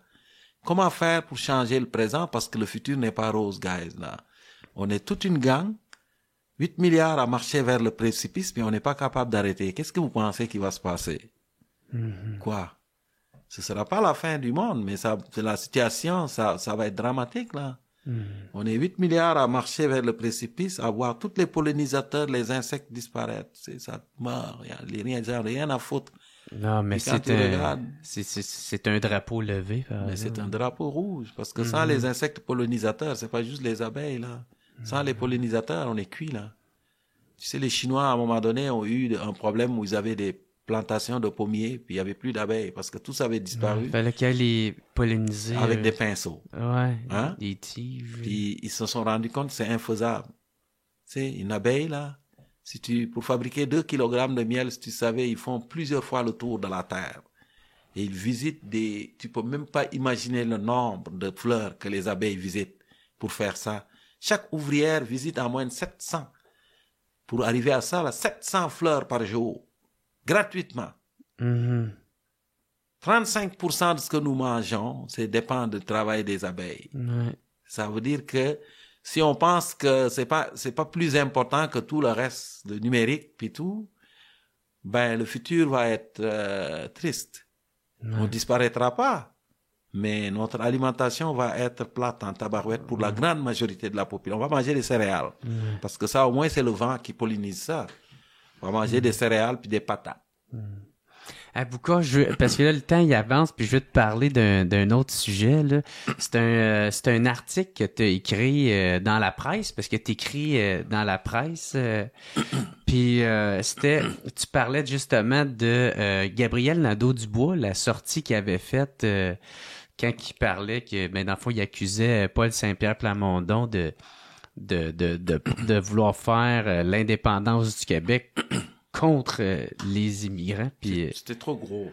ouais, t'as voulu faire une sortie pour dénoncer ça? C'est trop gros. Moi, je pense que le sujet de l'immigration, c'est un sujet qui est trop touché pour l'aborder de cette façon-là. C'est du clientélisme politique. Tu disais que c'était Et c'est pas juste Gabriel Nadeau-Dubois qui le fait. Non, Saint-Pierre Plamondon aussi le fait. Le Parti libéral le fait. La CAQ le fait en abondance. C'est un sujet sensible. Un sujet qui n'est pas à l'abri de la critique. On ne peut pas dire c'est l'immigration, on ne peut pas critiquer ça ou dire ce qui marche pas. Mais quand on l'aborde, il faut l'aborder en se disant c'est des humains dont on parle. OK? C'est pas, on parle pas de café, là, c'est, ou d'objets. On parle d'humains qui ont des rêves, on parle d'humains qui ont des familles, qui ont une histoire, qui ont des problèmes, et donc, quand on aborde ce sujet, il faut l'aborder avec tact, avec délicatesse, ok? Et moi, c'est ce que je voulais dire à Gabriel Nadeau-Dubois, parce que c'est quelqu'un que j'aime beaucoup, Gabriel. C'est un individu brillant. Moi, j'ai été quelqu'un qui a été séduit par Gabriel Nadeau-Dubois quand j'ai vu sa poigne qu'il avait pris. Printemps 2012? Oui, au printemps 2012 et même après. Parce que faut le dire, c'est quelqu'un de brillant puis j'ai dit non, tu veux pas rentrer dans ce clientélisme politique. Parce que tu sais, tu sortiras pas gagnant de ça. Tu sortiras pas gagnant de ça, puis non seulement tu sortiras pas gagnant de ça, mais tu crées des déchirures. C'est des déchirures parce que de dire aux gens parce que ce qu'il disait sur le Parti québécois, il dirait la même chose sur la CAQ. Mais si tu prends la CAQ et le Parti québécois, ça fait combien de pourcentage des gens du Québec? Et quand tu dis aux gens que c'est ça, leur mission, tous ceux qui votent pour ces partis-là, ils vont dire, dans le fond, nous, ce que tu dis, nous aussi, tu nous classes tu nous mets dans le même panier. C'est ce que tu nous dis. Et moi, je voulais lui soulever ce drapeau-là. C'était fait avec tact. C'était pas méchant, mon texte. Je lui ai dit, juste va par là, Gabriel. C'était ça le titre. Ouais, vas-tu vraiment aller là? Ouais, c'est ça. Vas-tu vraiment aller là? Puis je pense qu'il l'a saisi. Je pense qu'il l'a saisi parce que ce que j'essaie de lui dire, c'est que tu vois, M. Couillard est rentré a été longtemps dans cette logique-là, puis il a abusé de ça beaucoup, beaucoup, puis tu vois ce que ça a donné à M. Couillard et aux libéraux. Ça a été horrible pour eux autres. Ils ont été rayés du reste du Québec. Puis moi, j'ai dit à Gabriel, va pas là. C'est trop clientéliste. C'est trop. Puis le clientélisme politique, il faut faire attention. Ça peut te rapporter ça peut te rapporter des choses, rapidement, mais c'est comme la récompense, du striatum dont on parlait tantôt, mais c'est pas durable, c'est ça. Moi, je veux qu'on aborde l'immigration parce qu'il y a des enjeux reliés à l'immigration. Je suis moi-même un immigrant, mais tu sais, ce dont je suis le plus content, c'est de venir ici puis tu me parles du bug humain. Tu vois? Parce que c'est pas la chance qu'on a. Quand tu vas dans des émissions de télé, beaucoup d'émissions de télé, de radio, la radio un peu moins, mais la télé, les gens ont tendance toujours à te ramener à ça. L'immigration, le noir, le racisme, l'immigration, le noir. Tu dis, écoute, c'est juste parce que moi, là, excuse-moi, j'ai écrit 16 bouquins, tu vois, 16. J'ai animé des émissions, 11 années d'émissions de radio sur des sujets aussi diversifiés que tout ce que j'ai abordé avec toi aujourd'hui. Je suis content de l'avoir fait, parce que j'ai jamais fait ça. Avec personne, ce que je viens de faire avec toi. Ouais. Tu vois? Jamais fait ça. Non, j'ai abordé l'environnement dans certains, mais ce que j'ai fait avec le bug humain avec toi, c'est avec toi que je l'ai fait aujourd'hui. OK? J'ai fait des documentaires, plein de documentaires, mais quand tu vas souvent dans les médias, on te ramène tout le temps là-dedans. Ça, on te ramène là-dedans. Tu peux pas sortir de l'immigrant, le noir qui travaille dans la télé, le noir qui doit parler de racisme, le noir qui doit parler de discrimination, toutes des choses qui sont importantes, ok? Mais moi, j'ai comme juste des fois, là, envie de dire, et c'est ça que j'écris quand je parle de l'immigration, peux-tu chercher un terrain d'entente, là, puis construire un Québec métissé serré, parce que c'est ça la réalité. Le Québec ne deviendra pas le Québec qui était dans les années 70, 80, 90, 91 quand je suis arrivé. C'est une réalité qui est changeante partout sur la planète. Et c'est pas juste au Québec, c'est partout. Et c'est des enjeux qui peuvent amener une certaine anxiété. Mais il faut passer par-dessus ça, puis dire comment on va faire pour additionner, au lieu de soustraire. Additionner. Quand je dis soustraire, c'est quand, mettons, tu rencontres mes enfants qui sont nés ici, puis tu considères qu'ils sont pas d'ici. Parce que ça, c'est une réalité. Puis quand les politiciens s'emparent de ces sujets, ils font juste couper, tranche. Qu'est-ce qui peut me rapporter quelque chose? Puis moi, j'ai été éduqué par un grand-père qui disait, pour régler une dispute, Boucard, il est préférable de choisir une aiguille qui coupe plutôt qu'un couteau qui tranche. OK? L'aiguille rapièce, la courte pointe culturelle du Québec aujourd'hui, pour qu'on forme quelque chose qui se tient. Le couteau, il tranche. Le couteau, c'est tout le temps, on prend l'immigration, il y a les Québécois de souche versus ceux qui viennent, les francophones versus le reste, mais on peut-tu trouver des chemins de passage pour additionner? Parce que la seule façon de survivre au Québec comme nation francophone aujourd'hui, à long terme, c'est d'additionner. C'est pas en faisant des soustractions, là, en disant nous versus les autres, faut additionner. Moi, j'ai été additionné. Ouais. Tu vois, je parle beaucoup de l'identité des gens d'ici. Je considère que, je suis un Sénégalais, mais j'aime le Québec. Je le porte profondément en moi depuis très longtemps. Ben oui, puis ça se ressent aussi. Oui, ça se ressent. Puis je le sais, je le porte en moi, je le raconte, je l'ai étudié son histoire. J'ai étudié, je pense, en toute sincérité, avoir étudié l'histoire des gens d'ici, leur évolution politiquement, socialement. Je pense le connaître pas mal. Il me reste beaucoup de choses, mais je le connais. Et donc, quand j'arrive, mais ce que je dis, c'est, vous savez, il y a possibilité de faire beaucoup de gens qui arrivent ici, ils deviendront pas Boucard Diouf. C'est la réalité. Parce que chaque histoire d'immigration est une histoire individuelle. Je ne suis pas un modèle, je ne suis pas le représentant de l'immigration. Non. Mais il y a moyen d'amener les gens à adhérer à ce qui nous est cher, toute la gang, la culture, la langue, et surtout, la social-démocratie, le modèle québécois de social-démocratie qui n'existe nulle part en Amérique. Il n'y en a pas ailleurs. Même sur la planète, tu regardes, le Québec sont les plus progressistes de toute la planète, à tous les niveaux. Partage de la richesse, le droit des minorités sexuelles, tout. Les Québécois ont été des avant-gardistes là-dedans. l'aide médicale à mourir. Regarde, tout ce qui est progrès, c'est pas pour rien. Regarde les sondages. OK, on est en période électorale, pré-électorale au fédéral. Où est-ce que les conservateurs ont de la difficulté? Partout, c'est la razzia dans le reste du Canada, sauf au Québec. Parce que les Québécois n'adhèrent pas à ça. Le Québécois, fondamentalement, est un individu progressiste. Il est au centre. Tu sais? Il est au centre ou à gauche. OK? Il plaide pour qu'on partage la richesse, le nombre de programmes sociaux qu'il y a ici, le pourcentage de taxation des gens qui vivent ici est là pour nous témoigner du fait que le modèle de société qu'on a voulu construire ici est totalement différent du reste de l'Amérique et même du reste de la planète. Sauf que tu enlèves certains pays comme les pays scandinaves, tu vois. Mm-hmm. Et ça, si on veut le garder, il faut additionner. Ouais. Pas la soustraction. La soustraction est le fait de dire le Parti québécois, son programme, c'est de le faire au détriment des immigrants. Ça, c'est de la soustraction. Certaines déclarations de Paul Saint-Pierre Plamondon sur l'immigration, c'est de la soustraction. Ce que Jean Boulet a dit aux élections passées, les immigrants qui viennent ici, qui travaillent pas, ça, c'est de la soustraction. Ce que M. Couillard disait sur les braises de l'intolérance, puis qu'il voulait catégoriser M. Legault comme étant un raciste xénophobe, je suis sorti pour dire non. Non. Tu sais quoi, M. Couillard, ça fait longtemps que tu travailles avec François Legault. Ça fait très longtemps.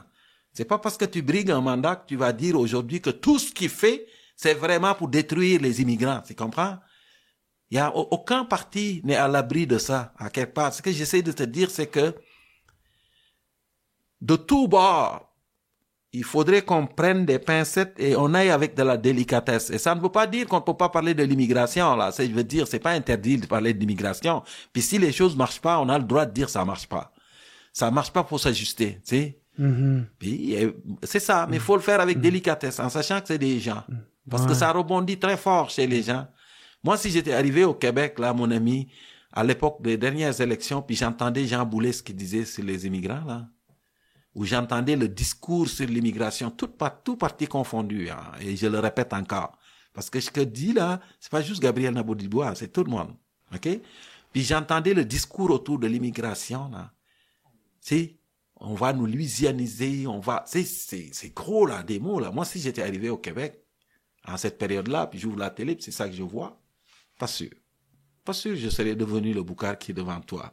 Mm-hmm. Qui a accepté de laisser le Québec rentrer profondément en lui, parce que tu sais. Ouais. Mais est-ce que tu trouves ça légitime qu'on s'inquiète du déclin du français au Québec? Mais oui, mais absolument. Mm-hmm. Mais au-delà du français, c'est de l'identité aussi. Parce que je pense qu'on focalise beaucoup sur le français. Le français, c'est un outil. C'est vrai que c'est au centre de l'identité des Québécois francophones. Mais c'est une partie. Oui. Mais il y a la plus que le français, c'est la culture. Ouais. N'est-ce pas? Mais oui. Parce que parler français ne fait pas de toi quelqu'un qui adhère à la culture québécoise, n'est-ce pas? Regarde ici, il y a beaucoup d'enfants de la loi 101 qui n'ont aucun contact avec la culture québécoise. Tu es d'accord avec moi? Si tu leur demandes qui est Jeannette Bertrand, ils vont te dire je sais pas. Jamais. Gilles Vigneault, ils vont te dire non. Michel Tremblay, non. Je sais pas. C'est qui? Ils vont te dire, tu sais. Et puis, il faut faire la même chose pour le théâtre, pour l'humour. Yvon Deschamps, ils vont dire, je sais pas ce qu'est Yvon Deschamps. La langue est un outil important. C'est le pilier central. Mais la culture, c'est comment les gens envisagent la vie collectivement. Comment ils regardent le futur et ils vivent le présent. Et ils s'inspirent du passé collectivement, tu sais. Puis ça prend plus que la langue pour adhérer à ça. Ça naît dans l'amour. Juste le clin d'œil. Moi, je suis arrivé à Rimouski en 91 et j'ai eu des amis qui venaient de la côte nord, du Témiscouata. J'ai des amis qui m'ont dit, Boucard, viens, je vais te montrer la ferme. Tu viens d'une famille d'éleveurs de zébus, tu sais, tu as été berger longtemps. Viens, je vais te montrer les vaches Holstein que mon père élève à Valbriand, dans la vallée de la Matapédia. Il y en a qui m'ont dit, Boucard, je vais t'amener à la cabane à sucre de mon grand-père, à Auclair, dans le Témiscouata. Viens, on va camper sur les bords de la rivière Moisis, à Côte-Nord, Boucard. Ah, c'est le lien qu'il y avait déjà. Oui, et les gens, quand je te dis le catalyseur était là, j'ai senti les gens m'ont dit, viens, tu connais pas, tu viens dans le party, Boucard, avec nous, puis tu connais personne. Je reprends quelque chose que m'avait dit une enseignante de la commission scolaire de Montréal. Tu connais personne, viens, on va te présenter les gens qui sont dans le party. Après toi, Après ça, arrange-toi pour avoir un bon party, Boucar. Et j'ai eu un bon party. J'ai aimé le Québec, moi. Mais ça, c'est l'amour. S'intégrer, épouser la culture, ça naît dans l'amour. Ça s'est fait tout seul. Ouais. Après ça, la personne a dit, ces gens sont tellement fins. C'est que j'ai envie de les connaître. J'ai envie de les frencher, tu sais. Ouais. C'est ce que j'ai fait. Je les ai frenchés, j'ai fait des enfants avec eux, puis les enfants m'ont enraciné, et ma femme m'ont enraciné encore plus dans le territoire. Et aujourd'hui, je raconte l'histoire des gens d'ici, même si je viens du Sénégal, je leur parle de l'importance du fleuve Saint-Laurent dans leur vie, dans mon avant-dernier spectacle. Je parle de toutes sortes de choses au Québec. Je l'ai sillonné, le Québec, d'est en ouest, du nord au sud. Puis partout où je vais, je reconnais des gens qui me disent « Hey, Bouka, ma maison, c'est votre maison. » C'est Gilles Vigneault qui disait ça. Ouais. Puis ça n'est pas dans des discours politiques qui tranchent. Ça prend juste un peu d'amour. Mettez un peu d'amour autour de la chose. Puis là, c'est ça, j'espère que ça te dérange pas qu'on parle d'immigration parce que... Non, regarde, ce que je viens de te dire, oui. ça me fait plaisir de te parler de ça. Sincèrement, là, ça me fait plaisir, puis j'ai le temps de l'expliquer. C'est pas dans une clip de 2 minutes. Non, c'est ça. J'ai le temps de l'expliquer, puis j'ai eu tellement le temps de te partager des choses qui me tiennent à cœur. la bio. Qui me tiennent à cœur. C'est pas la biologie, c'est le bon sens. Ah, ok. La biologie, c'est les sciences de la vie. Ok. Les sciences de la vie dans le sens large du terme. C'est pas les sciences de l'humain. L'humain, c'est un animal qui se trouve tellement hot lui-même, qui a décidé de sortir de la nature et a dit, moi, je n'ai plus de nature animale, il y a les animaux et il y a moi. Donc, j'ai les sciences naturelles, c'est ce que j'ai étudié, moi, ta blonde, et les sciences humaines. Ça, c'est nous autres, les humains, et on se regarde le nombril.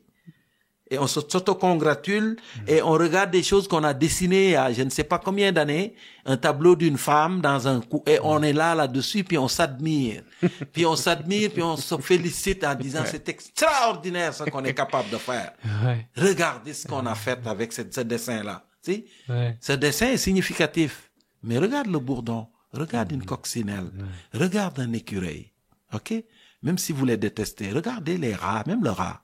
OK? Regardez-le. La blatte, l'araignée. Mais là, avant qu'on parte trop sur ce sujet-là, c'est parce que c'est ça, moi, qu'est-ce que je voulais te dire, c'est que, moi, justement, l'immigration, c'est un sujet que je trouve vraiment important de parler, puis en plus, j'aime beaucoup ta façon de réflexionner, puis, fait que je voulais avoir justement ton opinion là-dessus de que l'immigration, comment que c'est aujourd'hui. Toi-même, tu l'avoues que ça a été beaucoup trop vite. Il y en a eu beaucoup trop. Oui, mais ça, même les immigrants le savent. Ouais. Tu sais, je veux dire, un endroit a une capacité de support du milieu. Ça s'appelle comme ça en biologie. La capacité de support d'un milieu. Et ça, c'est juste que l'arrivée s'est faite beaucoup trop d'individus en peu de temps. Et on est confronté à ça. Il y a plein de gens qui sont là puis qui n'ont pas d'endroit où loger. Puis c'est pas un cadeau qu'on offre aux gens quand on leur donne ça. C'est juste qu'il aurait fallu prendre un peu de temps. Tu sais. C'est pas de dire fermer l'immigration, mais en amener en si peu de temps, ça crée des problèmes. Et les problèmes sont là. Même les immigrants le savent. Hein. C'est ça. Tout le monde est perdant. Ben oui, tout le monde est perdant. Je veux dire, il y avait une façon plus intelligente de faire la chose parce qu'on a besoin de l'immigration. On fait plus d'enfants, on veut croître. Et pour croître, faut que les gens travaillent dans les usines. D'accord? Donc, l'immigration, regarde le Japon qui a dit, je me ferme à l'immigration, est en train de s'autodétruire de l'intérieur. Le Japon, c'est aujourd'hui, au moment où on se parle, la seule chose qu'ils peuvent faire, c'est robotiser. Peut-être avoir des robots pour travailler. Mais même avec ça, la population vieillit. Qui va s'occuper des enfants, des vieillards au Japon? Tu sais? Puis on le voit, c'est vrai. On a besoin de ça, mais il faut le faire intelligemment. Tu sais, je veux dire, il faut le faire intelligemment. Et faire intelligemment, c'est ne pas dire on amène 600 000 personnes en peu de temps. Puis 600 000 personnes-là, il y en a beaucoup qui arrivent et qui voient la lumière qui illuminait le rêve d'immigrer. Parce que immigrer, c'est partir avec l'espoir de changer une vie, d'améliorer sa vie. Mais t'arrives, puis la lumière s'éteint. Pourquoi? Parce que tu cherches un appartement, tu n'as pas. Même si t'as une job, là. Petite job, puis t'as pas d'endroit où habiter. Puis on le voit, là. Plein de gens qui sont dans les rues maintenant. C'est beaucoup de, tu sais. C'est beaucoup de monde. C'est beaucoup de monde en si peu de temps. Ce que j'essayais de dire dans le texte, c'est qu'il y a une façon plus intelligente de faire ça, et Trudeau ne l'a pas fait. Justin Trudeau ne l'a pas fait. Puis aujourd'hui, tout le monde le reconnaît. Même Justin Trudeau, le Parti libéral, reconnaît que c'est allé trop loin, un peu, en si peu de temps. Même le Parti libéral du Québec, hier, que tu sais que eux autres, là, jamais ils ont décidé que c'est trop. Ils l'ont dit il y a quelques semaines, d'accord? Donc, ça, la discussion est, on peut discuter de ça. Mais, ce qu'il faut rajouter. L'amour. L'amour est de dire que l'histoire du monde, c'est juste une histoire d'immigration. Tout le monde. D'ailleurs, tout le monde est immigrant en Amérique. Il y a des immigrants qui sont arrivés après Jacques Cartier, sauf les autochtones. Même les autochtones sont immigrants en Amérique. Ils sont arrivés pendant la dernière glaciation, leurs premiers ancêtres sont arrivés là par le détroit de Bering. C'est la théorie la plus admise. C'est des immigrants de très longue date. Ouais. Mais l'humain, c'est un animal qui migre. Il est parti de l'Afrique, puis il a essaimé sur toute la planète. OK? Et quand il a essaimé sur toute la planète, j'ai écrit un livre qui s'appelle « Les esprits qui dorment dans les semences » que tu as ici, joliment mis ici. Mais ce que je raconte là, ce livre, c'est de dire, regardez, tout ce que nous mangeons, c'est des immigrants. Tout est immigrant ici. C'est parler de leur poutine, c'est le fromage, ça vient de la vache, n'est-ce pas? La vache est un immigrant en Amérique, il n'y avait pas de vache ici. Hein? La patate, oui, la patate, ça vient de l'Amérique du Sud. Mais il y a plein de choses. Tu regardes un hamburger, là, le pain, le blé, c'est pas natif d'ici, il est arrivé ici comme immigrant, le blé. Le bœuf est arrivé ici comme immigrant, le bacon, c'est un immigrant. Le cochon a été domestiqué pour la première fois en Chine. Il est arrivé ici comme immigrant. Tu sais, le ketchup, c'est une invention chinoise qui a été reprise par les Américains qui ont rajouté les Européens d'abord, puis après les Européens, les Américains qui ont rajouté de la tomate là-dedans parce que les ketchup fermentés, le gouvernement américain en 1903 a décidé qu'il n'en voulait plus. Tu sais. On pourrait ajouter quoi? Qu'est-ce qu'on pourrait ajouter sur notre hamburger? Qu'est-ce qu'il y a dans le hamburger? La laitue aussi, c'est un immigrant d'Amérique. Tu sais. Tout ce que j'ai dit ici, là, dans le livre, ce que je dis aux gens, c'est que regardez, le café, c'est un bon café pour moi ici. Yeah. C'est un immigrant africain. Le café, c'est les Américains. L'Africain, il vient de l'Afrique, le café. Le palmier à huile qu'on utilise dans la cuisine, c'est africain. Les Premières Nations d'Amérique ont domestiqué le maïs, la tomate, les piments, les courges, les avocats, l'arachide, la vanille. Et je pourrais rajouter d'autres. Ça, c'est les Premières Nations qui ont domestiqué ça. Moi, je viens d'une famille au Sénégal où on cultivait la tomate et l'arachide. OK? Et mes parents étaient convaincus que la tomate et l'arachide étaient originaires d'Afrique. Puis il a fallu leur dire, non, ça, si nous mangeons des tomates, nous mangeons du maïs, nous mangeons de l'arachide. Et si Boukhar Diouf étudiait à l'école à cause des recettes, grâce aux recettes d'arachide que son père, en vendant l'arachide, un peu d'argent qu'il avait, il doit dire merci aux civilisations précolombiennes, tu vois. Parce que c'est pas nous qui l'avons domestiqué, tu comprends? Si le café est là, ben c'est les Africains. Regarde. Et c'est ça l'histoire de l'humanité. L'histoire de l'humanité, c'est des histoires de voyages, de rencontres. Regarde le cacao qui a été domestiqué en Amérique du Sud et en Amérique centrale. Le cacao, aujourd'hui, c'est l'Afrique le plus grand producteur de cacao sur la planète. Et quand les gens cultivent le cacao, ils ont l'impression que ça vient de là, tu sais. La Côte d'Ivoire, le Cameroun, le Nigeria et le Ghana produisent 70% du cacao mondial. Pourtant, c'est pas une plante qui est native de là. C'est une plante qui vient des Amériques. OK? Et donc, quand tu regardes cette immigration, si tu fais le parallèle, tu te dis c'est la même chose. Et ça a réussi. Ça a fonctionné. La mondialisation de la cuisine, des aliments, ça a fonctionné. Les gens aimaient ça. Mais ça s'est pas fait sans heurts. Les gens étaient réfractaires aux aliments. Exactement comme quand ils voient les immigrants arriver ici. Regarde la tomate. En Europe. Pendant presque 2 siècles, quand Christophe Colomb l'a ramené, les gens voulaient pas manger ça. C'est un étranger. On a peur de ça. C'est pas c'est quoi. C'est horrible. On pensait que ça tuait les loups. Les scientifiques l'ont appelé Lycopersicum pour dire la pêche de loup parce qu'ils pensaient qu'elle était capable de décimer Les gens disaient, je vais me suicider en mangeant des tomates, tu sais. Mais c'est un immigrant. Et comme c'est un immigrant, sais-tu pourquoi les Européens ne voulaient pas avaient peur de la tomate? Parce qu'il y avait des frères qui redoutaient. La tomate est une solanacée. Famille des solanacées. Et la famille des solanacées, la mandragore et le datura, la belladone, font partie de cette famille-là. Du datura, c'est une drogue. Tu connais le datura? Ben, le datura méthyle, c'est une drogue terrible. Ben oui, c'est ça, c'est super hallucinogène. Hallucinogène. Donc les Européens connaissaient la mandragore et ils avaient plus peur de la mandragore que du datura. Ah ouais? Ça, tu trouves ça dans des plantes sur le bord de la route. Oui, puis c'est des petites graines. Oui, là. Même les animaux touchent pas à ça. Ouais. Le datura. Moi, j'ai été berger pendant jusqu'à l'âge de 17 ans. J'ai des même chums les qui chèvres. ont fait ça. Même les chèvres, quand ils rencontrent de datura méthyle, ils le voient, puis même s'il n'y a rien à manger, ils toucheront pas à ça. Ils se tiennent loin de ça. Ouais, il y a juste l'humain qui essaie ça. Parce que lui est dopé naturellement. Ah ouais, j'ai des chums qui en ont fait de ça. Bon, alors la tomate faisait partie de cette famille et on a dit, tu fais partie de cette famille, t'es dangereux. Ça te rappelle pas quelque chose? Coupable par association, on appelle ça l'amalgame.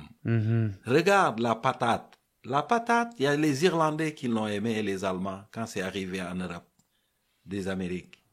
L'Irlande adorait la patate. Ils ont cultivé la patate jusqu'en 1845. Il y a une famine en Irlande à cause de la maladie de la patate, le mildiou. OK? Et les Irlandais qui dépendaient de la patate pour manger, il y a une famine qui a tué des milliers de gens en Irlande, des dizaines de milliers.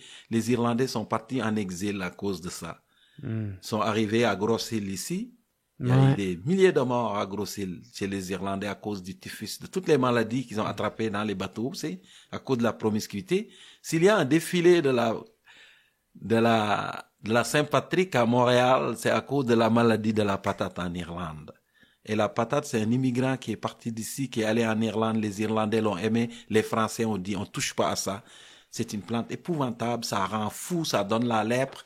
Il y a juste des races inférieures qui mangent ça. Les Anglais ont dit la même chose. Le blé, c'est noble. Mais ça, on ne touche pas à ça. Regarde, ça ressemble pas à ça. Une immigration où il y a de la discrimination. Puis tout ça, c'est arrangé avec le temps. Le maïs, c'est pareil. Coupable par association. Oui. C'est ça que tu dis. Le maïs, quand les Européens l'ont découvert, ils aimaient pas ça.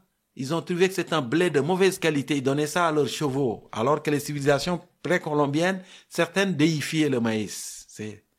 Ils déifiaient le maïs, donc ils donnaient à leurs chevaux. Ils l'ont même appelé des blés turcs. Parce qu'ils détestaient les Turcs, hein. Les Européens, c'est petit. Depuis que les Turcs ont pris Istanbul, puis ont forcé à changer de direction pour aller en Asie, ben, ils les détestaient. Les Turcs, donc, ils ont appelé ça du blé turc. Regarde, encore aujourd'hui, les Anglais méprisent le maïs. Quand quelque chose n'a pas de valeur, ils disent c'est coney. Tu te souviens de ça? Je savais pas. It's a coney. C'est coney pour dire c'est maïs. Tu vois ce que je veux dire? Et là, et regarde le maïs aujourd'hui. Ça s'est réglé. Tout le monde le cultive. Tu toutes les plantes cultivées, tu peux les regarder de même. Puis tu te rends compte que c'est des histoires d'immigration suivies de discrimination, de rejet, de réconciliation, de disputes. Et après ça, ben là, regarde, tu sais. Il y a un chemin qui se Le crée. chemin se fait, puis on trouve un espèce, puis personne ne dit plus que la tomate est un immigrant. Les Italiens vont même jusqu'à dire les tomates italiennes, puis ils aiment pas ça, parce que moi je leur dis non, il n'y a pas de tomate italienne, excusez-moi là. Il y a des tomates, vous avez travaillé la génétique de la tomate, c'est vrai, mais la tomate est andine, elle vient des Andes, ok? Puis on le voit, quand il fait frais un peu, tu vois les plantes de tomates, c'est qu'elles sont tropicales. Ils vont faire ça. Quand les fraises sont en super forme, les plantes de tomates vont se recroqueviller. Et donc tu vois, ce que je veux dire là, c'est que si les immigrants d'hier sont les pures laines d'aujourd'hui, les immigrants d'aujourd'hui seront les pures laines de demain. C'est la marche de la planète depuis toujours. Depuis toujours, ça a été ça. Et ce que je viens de te dire sur les plantes, je pourrais te dire ça sur les animaux. Même l'orignal qu'on pense que c'est un natif des Amériques, c'est un immigrant. Il est passé par le détroit de Bering, lui aussi est arrivé ici. La vache est un immigrant, le cochon est un immigrant, la poule est un immigrant, ok? Le mouton est un immigrant. Même on dit pure laine, là, les pure laine, c'est des moutons originaires d'Angleterre, ok? Ils sont arrivés ici. Mais et je pourrais continuer comme ça. Les pigeons, les moineaux, c'est ça. Quand Jacques Cartier est arrivé en 1534 ici, les Premières Nations ici, en Amérique du Nord, aux États-Unis, Canada, ils avaient domestiqué 2 animaux. Ils connaissaient la dinde et le chien. C'est fini. Tout ce qu'on voit dans les fermes, c'est des immigrants qui sont arrivés ici à une certaine époque, qui sont devenus des vaches canadiennes, J'ai une question pour toi, Boucard. Excuse-moi parce que je vois que le temps avance, puis c'est parce que je voulais te poser ça comme question. C'est quoi ton opinion sur l'indépendance du Québec? Ah, ça c'est un dossier hautement politique. Ouais. Ben, je sais pas. Moi, je pense que les gens ont le droit de penser à ça. Ont le droit de dire on veut être indépendant. Il y a plein de peuples sur la planète qui rêvent à l'autonomie. C'est le chemin pour y arriver, je ne sais pas. Je sais pas parce que ça c'est en fait je trouve que c'est je sais pas comment je pense que c'est la question la plus difficile pour moi c'est parce que je comprends la logique je le comprends, c'est-à-dire que des gens qui disent la seule façon de survivre comme en tant que société distincte au Québec pour toutes les raisons dont j'ai parlé tantôt, c'est la langue, la culture et tout le reste, ce serait en ayant le plein pouvoir. Sinon, mais comment y arriver? Il y a des gens qui croient, puis qui travaillent très fort. Et je pense que c'est une aspiration légitime. Les Catalans ont l'aspiration. En Écosse, les gens ont la même aspiration. Même la Californie a une aspiration de se séparer. Puis ça se complique parce que même l'Alberta a une aspiration maintenant. Ouais. Puis je me dis, peut-être que si les indépendantistes ne réussissent pas à faire l'indépendance, les Albertains vont organiser un référendum pour crisser le Québec dehors de la Confédération. Ben, parce que moi-même, c'est une aspiration noble. Mais moi-même, c'est ça, moi, je suis un fervent défenseur de l'indépendance du Québec. Là, oui, t'sais. Mais t'as le droit. Ouais. mais par exemple, moi, c'est un projet très inclusif, là, tu sais, parce que je veux pas que ça se fait au détriment de personne. Au contraire, je trouve tellement que c'est un projet pour inclure tout le monde à ça, tu sais. Mais on a manqué ça. Ça, je pense que c'est un virage qu'on a manqué.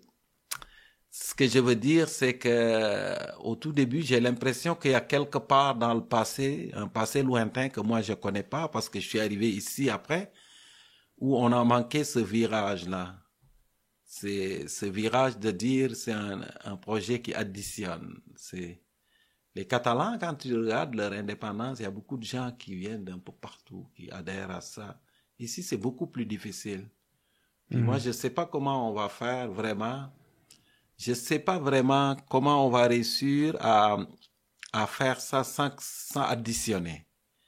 Sans additionner, parce que si c'est juste un projet où ceux qui adhèrent là-dedans, c'est beaucoup les Québécois de descendance européenne, c'est francophones européens, descendance francophone européenne, je sais pas.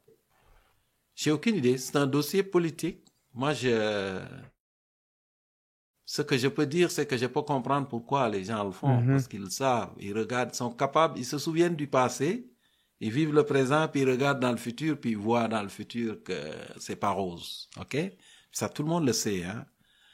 Et dans le futur, c'est pas rose. Comment on va faire si on veut rester ici longtemps? Comment on va faire pour ne pas vivre le même sort que les francophones hors Québec? Parce qu'il y en arrache, hein? Je veux dire... la colonie de la Rivière Rouge. C'est des gens, il y a une époque où les francophones étaient majoritaires un peu là, et tu vois ce que ça donnait le Manitoba aujourd'hui. C'est très difficile de survivre en Amérique comme une société distincte comme Québec, entourée de 300 millions c'est pas 300, mais c'est même 400 millions. Ah oui, c'est ça, exact. C'est un îlot gaulois. C'est des Gaulois, là, les Québécois. Ils ont réussi à se maintenir. C'est fantastique. Fantastique. Puis je recommande à tout le monde de lire le livre de Mario Polaise. Tu connais Mario Polaise? Il a écrit un livre qui s'appelle Le miracle québécois. Ça aussi, je vais demander à ta blonde de le résumer en 5 lignes. D'accord?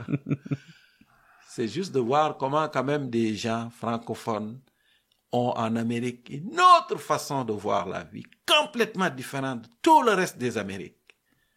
et qui ont réussi à survivre, à sortir des catacombes, parce que les Québécois, c'était les gens les plus pauvres de l'Amérique. Ben oui. Les Blancs, en tout cas, là, les plus pauvres, les moins éduqués, et de réussir en 2 générations à dire on va faire une révolution pour augmenter notre capacité, notre richesse collective. Ça s'est fait, et après ça, il y a eu la 2e révolution que Mario Polaise appelle la révolution culturelle, pour apaiser l'anxiété des gens avec la loi 101, la loi 101, puis déconfessionnalisation des écoles, création des cégeps, la commission qui était dirigée, comment ça s'appelle, la commission, en tout cas, excuse-moi, mais c'est ce miracle-là, c'est un miracle, puis ce serait triste que ça disparaisse.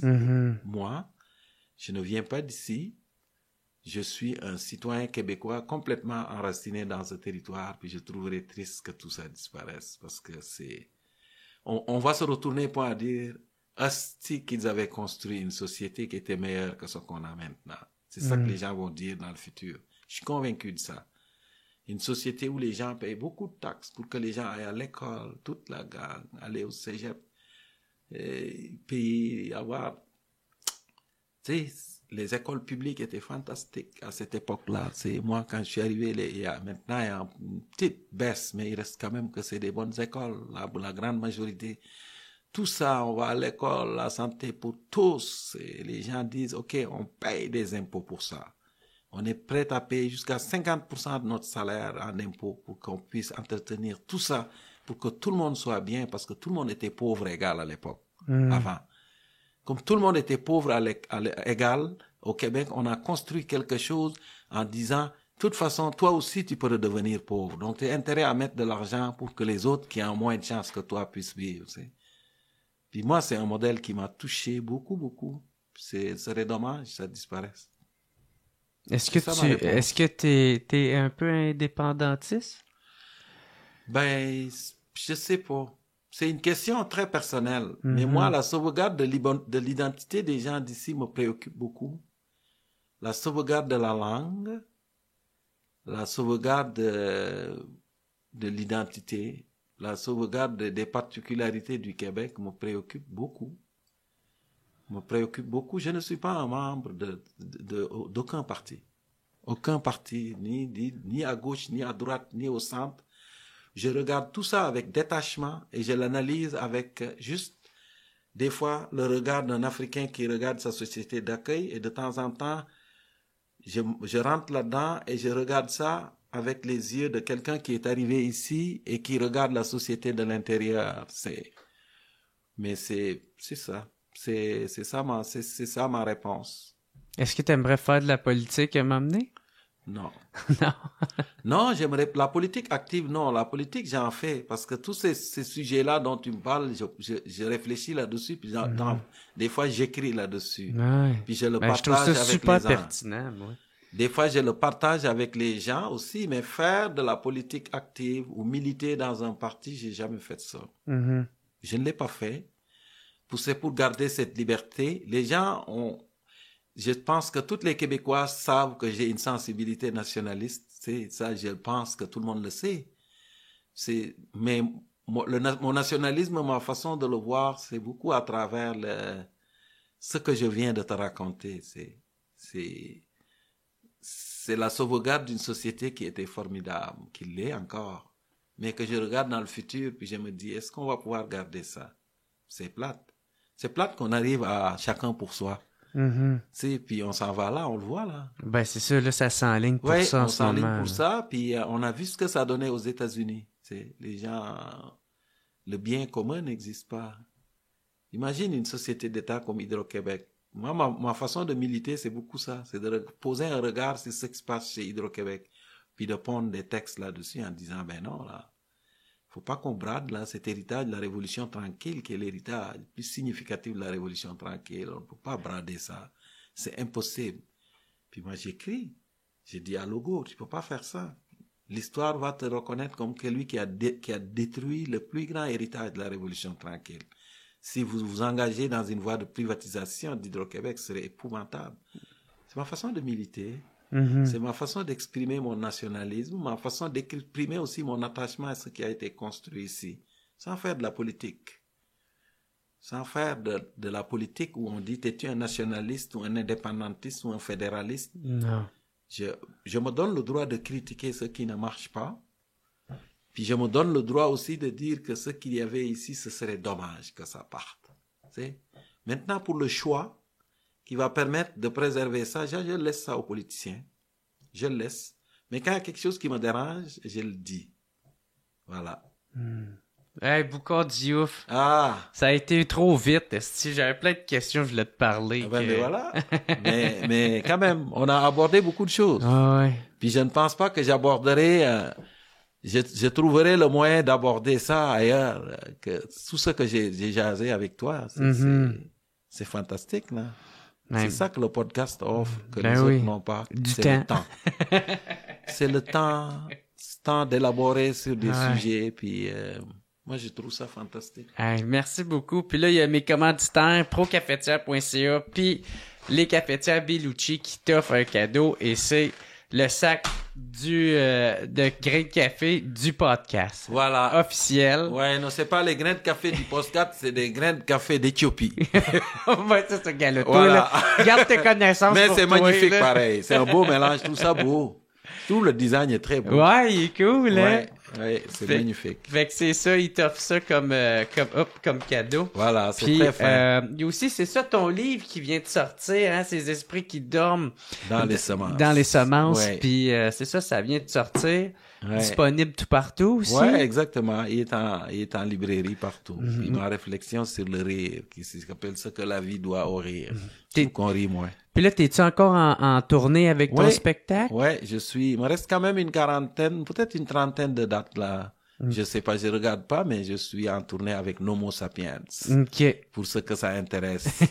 Puis c'est drôle quand même. Puis sinon, il y a ton documentaire qui est sur tout.tv.extra. Ouais. Qui est c'est quoi encore? 8 milliards d'insatisfaits. Ouais, Voilà. Mais ça. Même si je pense que si vous écoutez ce qu'on a enregistré, vous êtes correct.